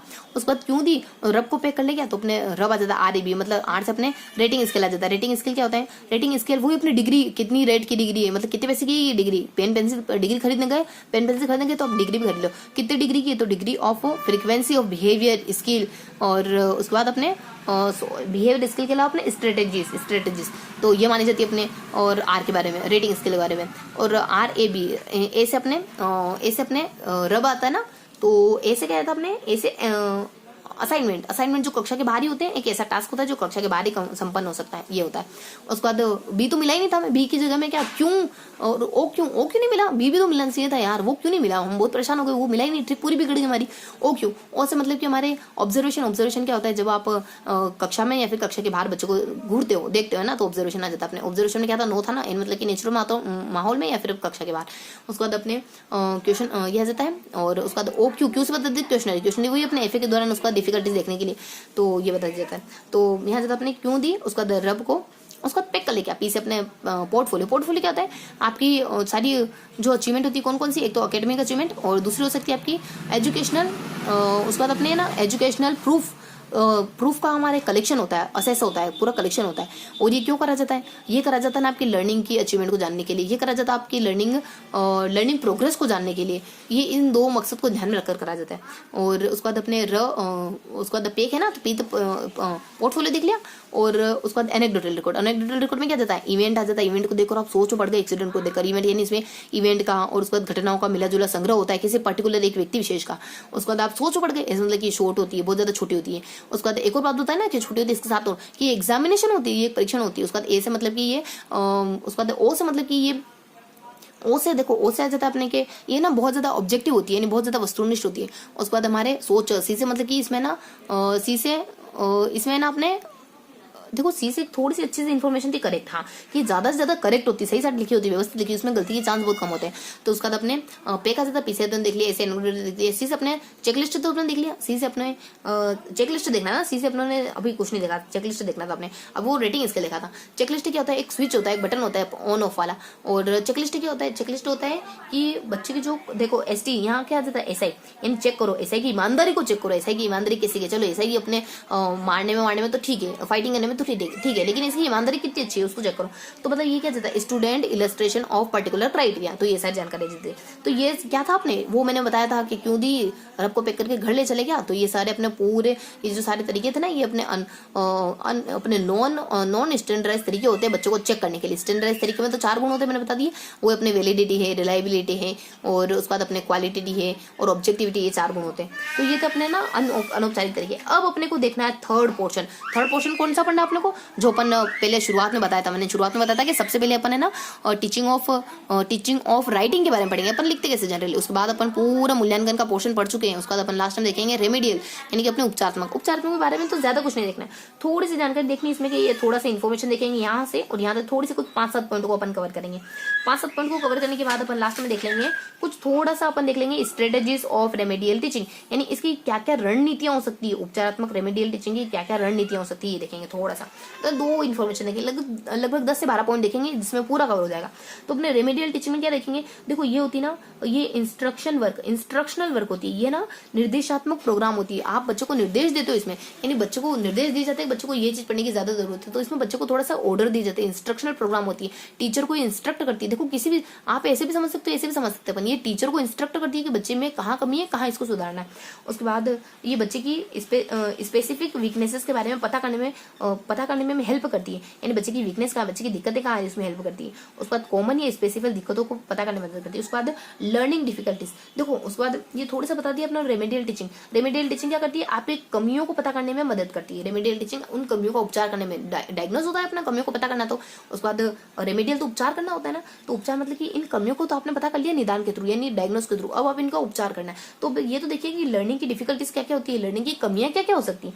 लर्निंग की कमियां हो सकती है ना, लर्निंग की कमी हो सकती है मेक यानी बनाओ, यहाँ तो देखो बनाओ मिस्टर एसआई और गुम हो गया इस वजह से, गुड बनाओ मिस्टर एसआई, बनाओ यानी मेक यानी बनाना होता है ना, देखो मेक की स्पेलिंग ये देना, बनाओ मिस्टर एसआई, गुड बनाओ, तुम्हारा संगठन बनाओ। वो तो बहुत ज्यादा मतलब कि एक बहुत ज्यादा ना छपरी टाइप का इंसान है, अगर उससे लड़ने गए ना तो तुम्हारा इनकाउंटर हो जाएगा उल्टा। तो तुम पहले गुड बनाओ, संगठन में जाओ, तब उससे लड़ाई करने जाना, तब उससे फाइट नहीं करने जाना, अपने आप को सिंघम मत समझ लेना, ठीक है। तो आप क्या कह रहे हो, मेक यानी बनाओ, एसआई पहले मेक यानी मिस्टर एसआई, यानी एम से मतलब मिस्टर एसआई यानी मेक यानी बनाओ, मिस्टर एसआई पहले गुड बनाओ, पहले संगठन बनाओ, अपने सारे फौजियों को इकट्ठा करो, तब जाके उससे युद्ध क्या उससे फाइट करने के लिए जाना, उससे पहले मत जाना। एम से मतलब कि मेमोरी, थोड़ी चीजों को ना ऐसे तो मैं देखो बहुत सारे बिखरे बिखरे शब्द होते हैं, थोड़ा सा इनको अरेंज कर देना। कपड़ों को अगर अलमीरा में एक साथ रखा जाता है ना तो बहुत ज्यादा दिक्कतें हो जाती है, टाइम से मिलती नहीं। अगर टाइम से मिली नहीं, आपको कहीं फंक्शन में जाना था, आपको आपके सॉक्स मिले ही नहीं, बिना सॉक्स के आपको जूते पहनने पड़ गए, क्या मतलब निकला आपके सॉक्स होने का, है ना, कोई मीन्स निकला कि आपको चीजें याद करने का कोई मीन्स नहीं निकल रहा। तो क्या अगर टाइम से याद नहीं आ पाई तो क्या मतलब, आपको चीजों को थोड़ा सा लिंक करना है, फीता बांधना है, उनके बुक मार्क करना है, यानी चीजें अगर एक चीज निकाली तो धड़ाधड़ सारी चीजें पता चल जानी चाहिए। थोड़ा सा जैसे अलमीरा खोली सारे कपड़े पता चल जाने चाहिए, ये पोर्शन इस कपड़े इस तरीके के कपड़ों का, ये पोर्शन इस तरीके के कपड़ों का, ये पोर्शन इस तरीके के कपड़ों का, तब तो मजा आया ना, जब चीजें व्यवस्थित तरीके से सही समय पे याद आ जाए। जब अपन इतना याद करने के बाद भी बस माथे पे हाथ लगा के बैठे, मतलब परेशान होकर सिर पे हाथ लगा के बैठे एग्जामिनेशन हॉल में, याद नहीं आ रहा क्या था यार, तो मतलब क्या निकल रहा है चीजों को याद करने का। हाँ, तो अपन कंटिन्यू करते हैं कि अपने मेक आ जाता है और मिस्टर ऐसा आ जाता है और गुड आ जाता है। मेक यानी बनाओ, मिस्टर ऐसा गुड बनाओ तुम। उसके बाद एम से मतलब कि मेमोरी आ जाता है, ए से मतलब अटेंशन आ जाता है, आई से मतलब कि आपके सी से मतलब कि अपने कॉम्प्रिहेंशन, बच्चा ध्यान नहीं दे पाता है, वो भी इसकी समस्या हो सकती है। उसके बाद एम से मतलब बच्चे मोटिवेशन की कमी है, तो वो भी पढ़ने की समस्या है, मतलब कि वो भी लर्निंग डिफिकल्टीज है। उसके बाद एस से मतलब कि बच्चे में सेल्फ कॉन्फिडेंस की कमी है, वो भी इसी की समस्या है। उसके बाद आई से मतलब कि उसके बाद अपने आई मतलब कि यहाँ पे अपने प्रॉब्लम सॉल्विंग, ठीक है, उसको सेल्फ कॉन्फिडेंस। आई मतलब कि अपने एसपी ऐसा ही नहीं, एसपी मान लो एसपी का पद है इसका ना, एसआई और एसपी दोनों ही अपने पुलिस सर्विस के पद है, तो अपने एसपी आ जाता है। पी से मतलब कि इसमें प्रॉब्लम सॉल्विंग आ जाता है। जी से मतलब कि इसमें हमारा ग्रास्प यानी चीजों को कलेक्ट नहीं कर पाता, ग्रास्प यानी इकट्ठा नहीं कर पाता। उसके बाद यू से मतलब अंडरस्टैंडिंग नहीं है। उसके बाद टी से मतलब कि टाइम बहुत ज्यादा लगा देता है। तो कोशिश करो कि क्या क्या देखा आपने। एम से देखा मेमोरी की समस्या हो सकती है, ए से देखा आपने बच्चे, ए से क्या देखा आपने अटेंशन, ठीक है, उसको ध्यान देने में दिक्कत होती है। उसका सी से बच्चे को है ना बच्चों को मतलब कि समझ में दिक्कत होती है, बच्चों को अंडरस्टैंडिंग और फिर अपने कॉम्प्रिहेंशन। देखो सी से अपन थोड़ा सा डेश रखते हैं ना, थोड़ा सा मेरे को थोड़ा ऊपर नीचे लग रहा है, इसमें कॉम्प्रिहेंशन में दिक्कत होती है। चलो ठीक है, कॉम्प्रिहेंशन ठीक है। उसके बाद एम से अपने मेमोरी में, उसके बाद ए से अपने अटेंशन में, और सी से अपने कॉम्प्रिहेंशन में, समझ में दिक्कत होती है। हाँ ठीक है, समझ में भी दिक्कत होती है। उसके बाद अपने मेक आ जाता है, मेक बनाओ मिस्टर एम से अपने मेमोरी हो गया, एम से अपने मोटिवेशन में, उसके बाद अपने एस से अपने सेल्फ कॉन्फिडेंस में, उसके बाद एसपी से अपने प्रॉब्लम सॉल्विंग में, और क्या बनाना है इसको मिस्टर एसपी को गुड बनाना है, जिसे अपने ना ग्रास्प करने में, समस्या को ग्रहण करने में, उसके बाद यू से अंडरस्टैंडिंग में, और टी से मतलब कि ये बहुत ज्यादा टाइम ले लेता है किसी टास्क को कंप्लीट करने में, इस तरीके की जानकारी देती है। और उसके बाद अब सबसे लास्ट पोर्शन, सबसे इस पूरे सेशन का अपने लास्ट टॉपिक देखना है, यानी स्ट्रेटेजीज ऑफ रेमेडियल टीचिंग। क्या स्ट्रेटेजीज होनी चाहिए, क्या रणनीति बनाओगे आप इसके लिए, रेमेडियल टीचिंग के लिए। रेमेडियल यानी अपने उपचारात्मक परीक्षण के लिए, क्या उपचारात्मक परीक्षण के लिए आ जाता है ओडीपी बिहेवियर, ओडीपी ओ देखो नहीं यहाँ जाता अपने ओहो डीपी तो इतनी अच्छी लगाते हैं, लेकिन बिहेवियर देखो इतना गंदा, इतना भद्दा बिहेवियर। डीपी तो ऐसे लगाते हैं, मतलब ऐसा दिखाते हैं कि हाँ बहुत शरीफ है, बहुत सुलझे हुए इंसान है, और बिहेवियर देखो कितनी बदतमीजी से बात करते हैं, ना रहना आता है, ना बोलने का ढंग है, ना अदब है, ना कोई कायदा है ना, ना कोई जीवन में कोई पर्पज है, ना कोई एम है। कैसे इंसान है डीपी, ओ देखो इनकी डीपी तो इतनी अच्छी लगी रहती है, नहीं इंसान कैसे, आज मिलकर पता चला था ऐसे इंसान है। और डीपी देख के लगता था पता नहीं क्या है, मतलब कि ये अपने दशरथ मांझी तो यही है, लेकिन रियलिटी में तो इनकी कोई पर्सनैलिटी नहीं है, ऐसे इंसान है। तो आप कह रहे हो ओडीपी भी है। देखो मैं इतनी इर्द गिर्द चीजें क्यों बोलती हूँ कि ताकि चीजें हम भूले ना, क्योंकि एक बार चीजें देखो सीखने में अगर जल्दी कर ली ना तो कभी जल्दी नहीं सीख पाएंगे। व्यवस्थित तरीके से थोड़ा सा इत्मीनान रखे, धैर्य रखे चीजों को सीखेंगे ना तो लंबे समय तक चीजें याद रहेगी, तो चीजों को अपने को रिवाइज करने में भी दिक्कत नहीं होगी। हम क्या करते हैं कि जनरली रीजन से डरते हैं। पूछो, देखें आप किसी भी पूछो, आपके 10 फ्रेंड्स में से पूछो कि किसको रीजन करने में मजा आता है, सबको लगता है कि नहीं यार रीजन तो टाइम पास है, क्योंकि उनको चीजों को वापस से फेस करने में अच्छा नहीं लगता है, क्योंकि उनको पता है कि बहुत सारी चीजें भूल चुके अपन, तो उनको डर लगता है चीजों को वापस से देखने में। तो हम रिविजन से डरे ना, बल्कि रिविजन से मजा फील करेंगे, नहीं यार मतलब कि इस तरीके से पढ़ा था कि वापस देखते ना तो वो सारी बातें वापस याद आती है हमें। तो यहाँ जाता है ओडीपी बिहेवियर, तो ओडीपी ओहो डीपी तो इसे लगाते थे, बिहेवियर ऐसे निकला। तो ओ से मतलब कि इसमें क्या जाता है, देखो ओ से देखो यहाँ जाता है अपने ओ से इसके ऑब्जेक्ट, यानी हमें छोटे छोटे ऑब्जेक्ट को तय करना है, शॉर्ट टर्म और लॉन्ग टर्म में टीचिंग ऑब्जेक्ट को तय करना है। ये हमारी स्ट्रेटेजीज रहेगी रेमेडियल टीचिंग की, क्या हम ऑब्जेक्ट तय करेंगे, उद्देश्य तय करेंगे जिंदगी का। उसके बाद अपने रेमेडियल टीचिंग का डी से बता दी जाता है इसमें ना, डी से होता है अपने डिफिकल्टीज, बच्चों की डिफिकल्टीज को डिटेक्ट करना, ये इसकी स्ट्रेटेजीज होती है। ओवरकम करना, लर्निंग डिफिकल्टीज को ओवरकम करना, ये इसकी स्ट्रेटेजी, इसकी रणनीति। उसके बाद अपने पीसी के बता दीजिए था प्रोग्राम, यानी कि एक प्रोग्राम ऐसा बनाना कि जिसमें बच्चे बच्चे की हेल्प कर रहे हो, यानी बच्चा क्या हो, लिटिल टीचर बन जाए बच्चा, इस तरीके की बातें बता दी जाती है इसमें प्रोग्राम में। उसके बाद बिहेवियर, मतलब कि जो बच्चे की बिहेवियर में जो कमियां है ना, उनको फाइंड करना भी इसी का उद्देश्य है, किसका, रेमेडियल टीचिंग का। ये आ जाता। उसके बाद यहाँ जाता अपने इंडिविजुअलाइज्ड एजुकेशनल प्रोग्राम, एक आईपीई की फुल फॉर्म पूछ सकते हैं, आईपीई के बारे में पूछ सकते हैं। आईपीई क्या है, इंडिविजुअल एजुकेशनल प्रोग्राम, यानी एक व्यक्तिगत व्यक्ति के लिए कोई जो प्रोग्राम बना है एजुकेशन का, यानी एक पर्टिकुलर किसी व्यक्ति विशेष के लिए जो सीखने का प्रोग्राम बनाया हुआ आता है, इसमें शिक्षा का प्रोग्राम बनाया हुआ आता है। इसके अंतर्गत क्या क्या जानकारी आ जाती है, इसमें रीइंफॉर्म करना, यानी रीइंफॉर्म द फाउंडेशन ऑफ लर्निंग, यानी कि जो अपनी सीखने की जो नींव है उसको मजबूत बनाना, रीइंफॉर्म करना, इसका उद्देश्य किसका, इसका व्यक्तिगत सीखने का, व्यक्तिगत प्रोग्राम का, यानी बच्चे की नींव को मजबूत बनाना। उसके बाद लर्निंग डिफिकल्टीज को ओवरकम करना, ये उसका उद्देश्य। उसके बाद छोटे छोटे उद्देश्य बनाना ताकि बच्चे अच्छा सीख पाए, इसका उद्देश्य। तो ये सारी जो तीनों जानकारी देखी ना अपनों ने, कि नींव है, उसके बाद लर्निंग डिफिकल्टीज है, उसके बाद अपने ऑब्जेक्ट है, यानी ओ और डी, और उसके बाद अपने रेनफॉर, ये जो शुरुआती ओडी है ना, ये अपने इसी का पार्ट है, फर्स्ट वाले के पार्ट है, यानी आईपीई का ही पार्ट है। मतलब कि अपने ऑब्जेक्ट तय करना, और डी से अपने ना डिफिकल्टीज को पता करना, उसके बाद रेनफोर्स करना, reinforce the foundation of learning. उसके बाद यहाँ जाता बिहेवियर, बच्चे की बिहेवियर की कमियों को पता करना। उसके बाद पी से बच्चों के प्रोग्राम बनाना, ताकि वो बच्चे अगले बच्चों को पढ़ा पाए, यानी पीयर सपोर्ट ग्रुप बनाना, लिटिल टीचर बना देना बच्चों को। तो ये देखा आपने इसकी स्ट्रेटेजी के बारे में, क्या देखा, ओडीपी बिहेवियर, और से मतलब कि इसमें शॉर्ट और लॉन्ग टाइम उद्देश्य ऑब्जेक्ट तय करना, और डी से मतलब कि बच्चे की डिफिकल्टीज को पता करना। उसके बाद बच्चे की नींव को थोड़ा मजबूत बनाना। ये तीनों उद्देश्य किसके हैं, ये तीनों उद्देश्य हमारे आईईपी के हैं, यानी कि अपने इंडिविजुअल एजुकेशनल प्रोग्राम के। उसके बाद एक और प्रोग्राम कौन सा अपने स्टूडेंट पीरियड प्रोग्राम, एक और स्टूडेंट पीरियड प्रोग्राम, उसमें लिटिल टीचर बना देना छोटे बच्चों को। उसके बाद बच्चों की बिहेवियर को सुधारना, या फिर बिहेवियर के बारे में पता करना कि इसके बिहेवियर में कहाँ कमी आ रही, कहाँ दिक्कत आ रही, ये सब अपने रेमेडियल टीचिंग के अंतर्गत आता है। तो ये अपनों ने लास्ट पोर्शन भी कवर कर लिया। अब अपन फटाफट से थोड़ा सा क्विक रिवाइज करेंगे, अपनों ने कौन कौन सी चीजें देखी, थोड़ा सा अपन ओरली रिवाइज कर लेते हैं, थोड़ा सा फिर अपन रिटर्न में देखेंगे। क्या देखा अपनों ने, सबसे पहले देखा अपनों ने टीचिंग ऑफ राइटिंग के बारे में। टिचिंग ऑफ राइटिंग के बारे में क्या क्या जानकारी देखी अपने, टिचिंग ऑफ राइटिंग के बारे में अपनों ने देखा कौन सा ट्रिकी तरीके से देखा था अपनों ने, क्या देखा था ट्रिकी तरीके से, वो अपनी टेक्निक्स देखी थी, क्या देखी थी अपनों ने, वो डीपी कट गई तो अपने केटी आ जाता है, और लास्ट में अपने डीपीडी आ जाता है, बीच में एफ आ जाता है, यही तो कुछ था ना अपने। तो ये सारी इन्फॉर्मेशन ये ट्रिकी तरीके से अपने ये देखा था।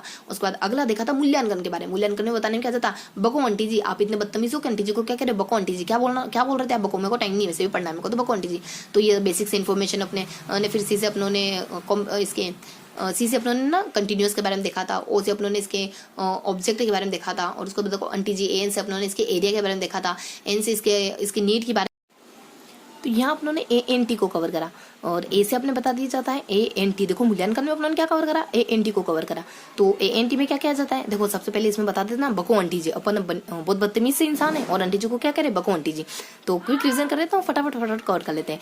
तो इसमें ए से बताया कि उसमें, ब से बताया इसमें बेसिक से इन्फॉर्मेशन बताई, सी से इसमें अपनों ने और थोड़ा सा अपनों ने सी से देखा ना, इसमें कंटिन्यूस प्रोग्राम के बारे में थोड़ा सा देखा, और ओ से इसमें अपन ऑब्जेक्ट के बारे में देखा, मतलब इसके सारे उद्देश्यों के बारे में देखा। और उसके बाद अपने ANT, ए से इसके एरिया के बारे में देखा, एन से इसकी नीड के बारे में देखा। उस पर टी से इसके अपनों ने टाइप देखे, कौन कौन से दो टाइप होते हैं, एक तो फॉर्मेटिव हो जाता है, एक अपने समेटिव हो जाता है। उसके बाद टी से अपनों ने T2 देखा, मतलब कि टी की घात 2 देखा अपनों ने। टी से अपनों ने इसके टूल्स और टेक्निक्स को भी देखा, और ये अपने मूल्यांकन के बारे में देखा। और लास्ट टाइम अपनों ने देखा रेमेडियल प्रोग्राम के बारे में। रेमेडियल प्रोग्राम के बारे में क्या देखा, इसमें थोड़ी सी बेसिक से इन्फॉर्मेशन देखी अपनों ने, और थोड़ी सी स्ट्रेटेजीज देखी, इसकी बेसिक से इन्फॉर्मेशन देखी, जिसमें अपनों ने कहा कि मेक अपने SP से कह रहे हैं, अपन SP साहब से कह रहे हैं कि आप गुड बना लो, वो तो बहुत बड़ा टेररिस्ट है, तो 2-3 जनों से काम नहीं बनने वाला, गुड बना लो। तो मेक मिस्टर एसपी गुड, तो ये आ जाता अपना मेक मिस्टर एसपी गुड। तो ये सारी बातें आ जाती है जो अपनी डिफिकल्टीज के अंतर्गत आती है।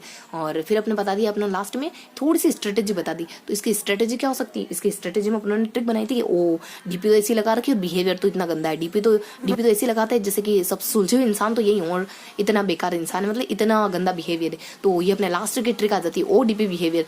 तो ये सब अपने तीनों पोर्शन के बारे में कवर कवर करा। सबसे पहले अपने टीचिंग ऑफ राइटिंग के बारे में कवर कर लिया सारा कुछ। टीचिंग ऑफ राइटिंग की ट्रिक क्या आ जाती है, यानी कौन कौन सी विधियां आ जाती है। यहाँ टीचिंग ऑफ राइटिंग की अपने ट्रिक देखी थी ना, यहाँ देखी थी अपने वही, और केटी आ जाता है, उसके बाद लास्ट में अपने डीपीडी आ जाता है, बीच में अपने एफ आ जाता है, और यहाँ अपने देखी और बको आंटी जी, ये पूरा मूल्यांकन के बारे में बता के चली जाती है ट्रिक अपने।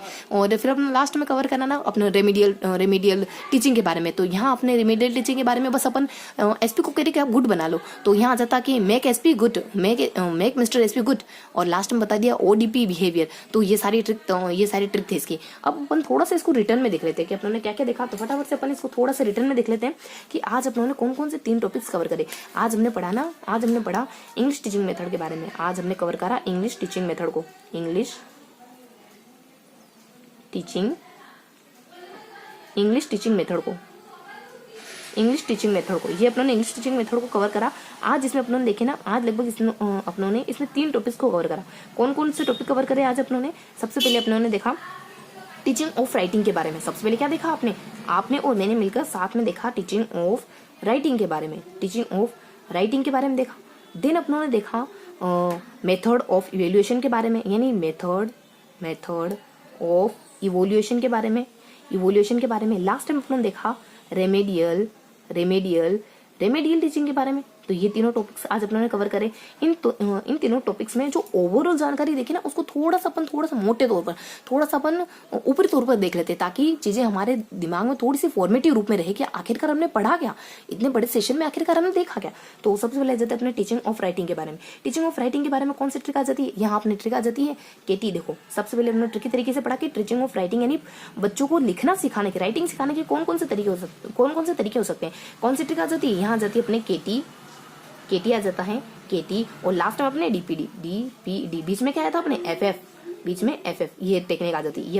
ये पूरा जो ट्रिकी तरीका है ना, इससे अपनों ने चीजों को कवर करा था। यहाँ अपने मेथड ऑफ इवोल्यूशन, इसमें क्या क्या देखा, इसमें अपनों ने इवोल्यूशन में सिर्फ और सिर्फ एक ट्रिक देखी जिससे सारे एस्पेक्ट कवर हो गए हमारे। कौन सी ट्रिक देखी अपनों ने इसमें देखा अपनों ने कि बको, आंटी जी बको, यहाँ जाता अपने BCO और ANT। तो ये ट्रिक थी जो हमारी पूरी इवोल्यूशन के बारे में कवर करती है। उसके बाद लास्ट अपनों ने देखा रेमेडियल टीचिंग के बारे में। रेमेडियल टीचिंग के बारे में क्या देखा, यहाँ पे भी अपन ट्रिकी तरीके से देखते हैं। यहाँ ट्रिक आ जाती है अपनी, आप मिस्टर एसपी को कह रहे हो कि गुड बना लो, तो यहाँ आ जाता मेक, MAC, यानी मेक यानी बनाओ।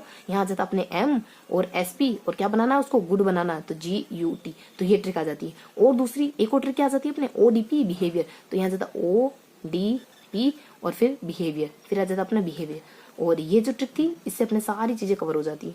और नेक्स्ट बताया अपनों ने, इससे देखो चीजें कौन कौन सी बिलोंग करती है, फटाफट से देख लेते हैं। यहाँ से अपनों ने पढ़ा, कैसे पढ़ा अपनों ने, देखो अब ज्यादा लंबा नहीं करते अपन सेशन, फटाफट से कवर कर लेते हैं चीजों को। कैसे अपनों ने पढ़ा, कैसे कौन सी पढ़ा अपनों ने, किंडरगार्टन पढ़ा।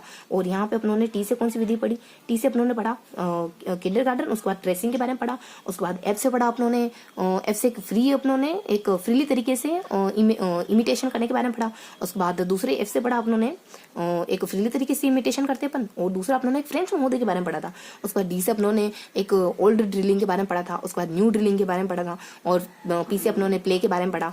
और उसके बाद डी से अपनों ने पढ़ा वापस से लास्ट में एक डिक्टेशन मेथड के बारे में पढ़ा। तो ये सारी जानकारी देखी। कैसे अपनों ने किंडरगार्टन, उसके बाद टी से वही अपने यहाँ अपने किंडरगार्टन आ जाती है। उसके बाद टी से क्या आ जाता है अपने, टी से अपने वही ट्रेसिंग आ जाती है। उसके बाद एफ से क्या आ जाता है अपने, एफ से बता दी जाता है यहाँ पे जो अपने फ्रीली तरीके से जो इमिटेशन होता है वो आ जाता है। उसके बाद यहाँ आ जाता है अपने एफ से जो फ्रेंच महोदय आ जाते हैं उनके अनुसार चीज पड़ी थी। उसके बाद डी से बता दी जाता है अपने और एक ओल्ड ड्रिलिंग के बारे में। उसके बाद न्यू ड्रिलिंग के बारे में। उसके बाद पी से बता दी जाता है अपने प्ले मेथड के बारे में। उसके बाद फिर डी से बता दी जाता है अपने जो डिक्टेशन मेथड आती है वो आ जाती है। उसके बाद बी से देखो, बी से अपने बेसिक से इन्फॉर्मेशन देखी थी यहाँ पे। उसके बाद सी से क्या कवर करा था, सी से अपने हमने कवर करा था कॉम्प्रिहेंशन। सी से अपने एक कंटिन्यूटी के बारे में कवर करा था जिसमें उन्होंने व्यापकता के बारे में भी कवर कर लिया था। उसके बाद ओ से इसके ऑब्जेक्ट यानी कौन कौन से उद्देश्य हो सकते हैं उनको कवर करा। उसके बाद ए से कवर करा अपनों ने इसके कौन कौन से दो एरिया होते हैं, इनके दो एरिया कौन कौन से होते हैं, स्कूलेटिव होते हैं यानी स्कूल वाले होते हैं और अपने को स्कूलेटिव होते हैं यानी जो स्कूल शैक्षिक और सशैक्षिक होते हैं। उसके बाद टी से अपनों ने कवर करा। लास्ट में इसमें टाइप के बारे में कवर करा, कौन कौन से टाइप हो सकते हैं इसके। बेसिकली इसके दो टाइप माने जाते हैं, एक तो फॉर्मेटिव माना जाता है यानी एफए माना जाता है। उसके बाद एक समेटिव माना जाता है, ऐसे माना जाता है। ये पढ़ा अपनों ने। उसके बाद टी से अपनों ने एक और चीज पढ़ी। टी से क्या पढ़ा, टूल्स और टेक्निक्स पढ़े। टूल्स और टेक्निक्स पढ़े। टूल्स और टेक्निक्स को दो तरीकों से पढ़ा, एक तो अपनों ने स्कूलेटिव तरीके से पढ़ा और को स्कूलेटिव तरीके से पढ़ा, इन दोनों तरीकों से पढ़ा। उसके बाद इसमें क्या कवर करा अपनों ने, यानी मेक के बारे में और एमएसपी के बारे में। एम से कवर करा, देखो ये तो थोड़ी सी हल्की सी इन्फॉर्मेशन थी, मतलब मेंटल एबिलिटी बच्चे की खराब होती तो वो अपने डिफिकल्टीज में आता है, बच्चों को समझ में नहीं आ रहा, बच्चों को अटेंशन में दिक्कत हो रही, तो एम से अपनों ने मेंटल एबिलिटी है, अटेंशन है, इसको देखने की जरूरत तो है नहीं इतनी, तो मेंटल एबिलिटी अटेंशन है। उसका तो बच्चों को कॉम्प्रिहेंशन समझ नहीं आ रहा, बच्चों को मोटिवेशन की कमी, सेल्फ कॉन्फिडेंस की कमी है। फिर बच्चे में और देखो पी से क्या, फिर अपनों ने बच्चे में मान लो जी से, मान लो देखो पी से देखो क्या आता है और क्या आता है, बच्चे में किस चीज़ की कमी हो सकती है, देखो GUT, बच्चे में अंडरस्टैंडिंग की कमी है, बच्चा बहुत ज़्यादा टाइम लेता है और बच्चा ग्रास्प नहीं कर पा रहा है, इस तरीके की कमी आ जाती है। देखो पी से थोड़ा सा मिस हो रहा है मेरे माइंड से, क्या है देखो आपको याद आ रहा हो तो कमेंट जरूर करना।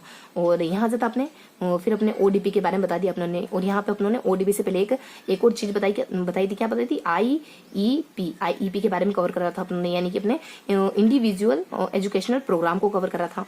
तो ये सारा पोर्शन आज हमने पढ़ा, और इसमें टीचिंग ऑफ राइटिंग भी कवर करा अपने, टीचिंग ऑफ इवोल्यूशन भी कवर करा और रेमेडियल टीचिंग भी कवर करा। तो ये था आज का हमारा पूरा सेशन। आई होप आज का सेशन आपको पसंद आया होगा। फिर मिलेंगे ऐसे ही किसी अगले वीडियो में, तब तक के लिए जय हिंद।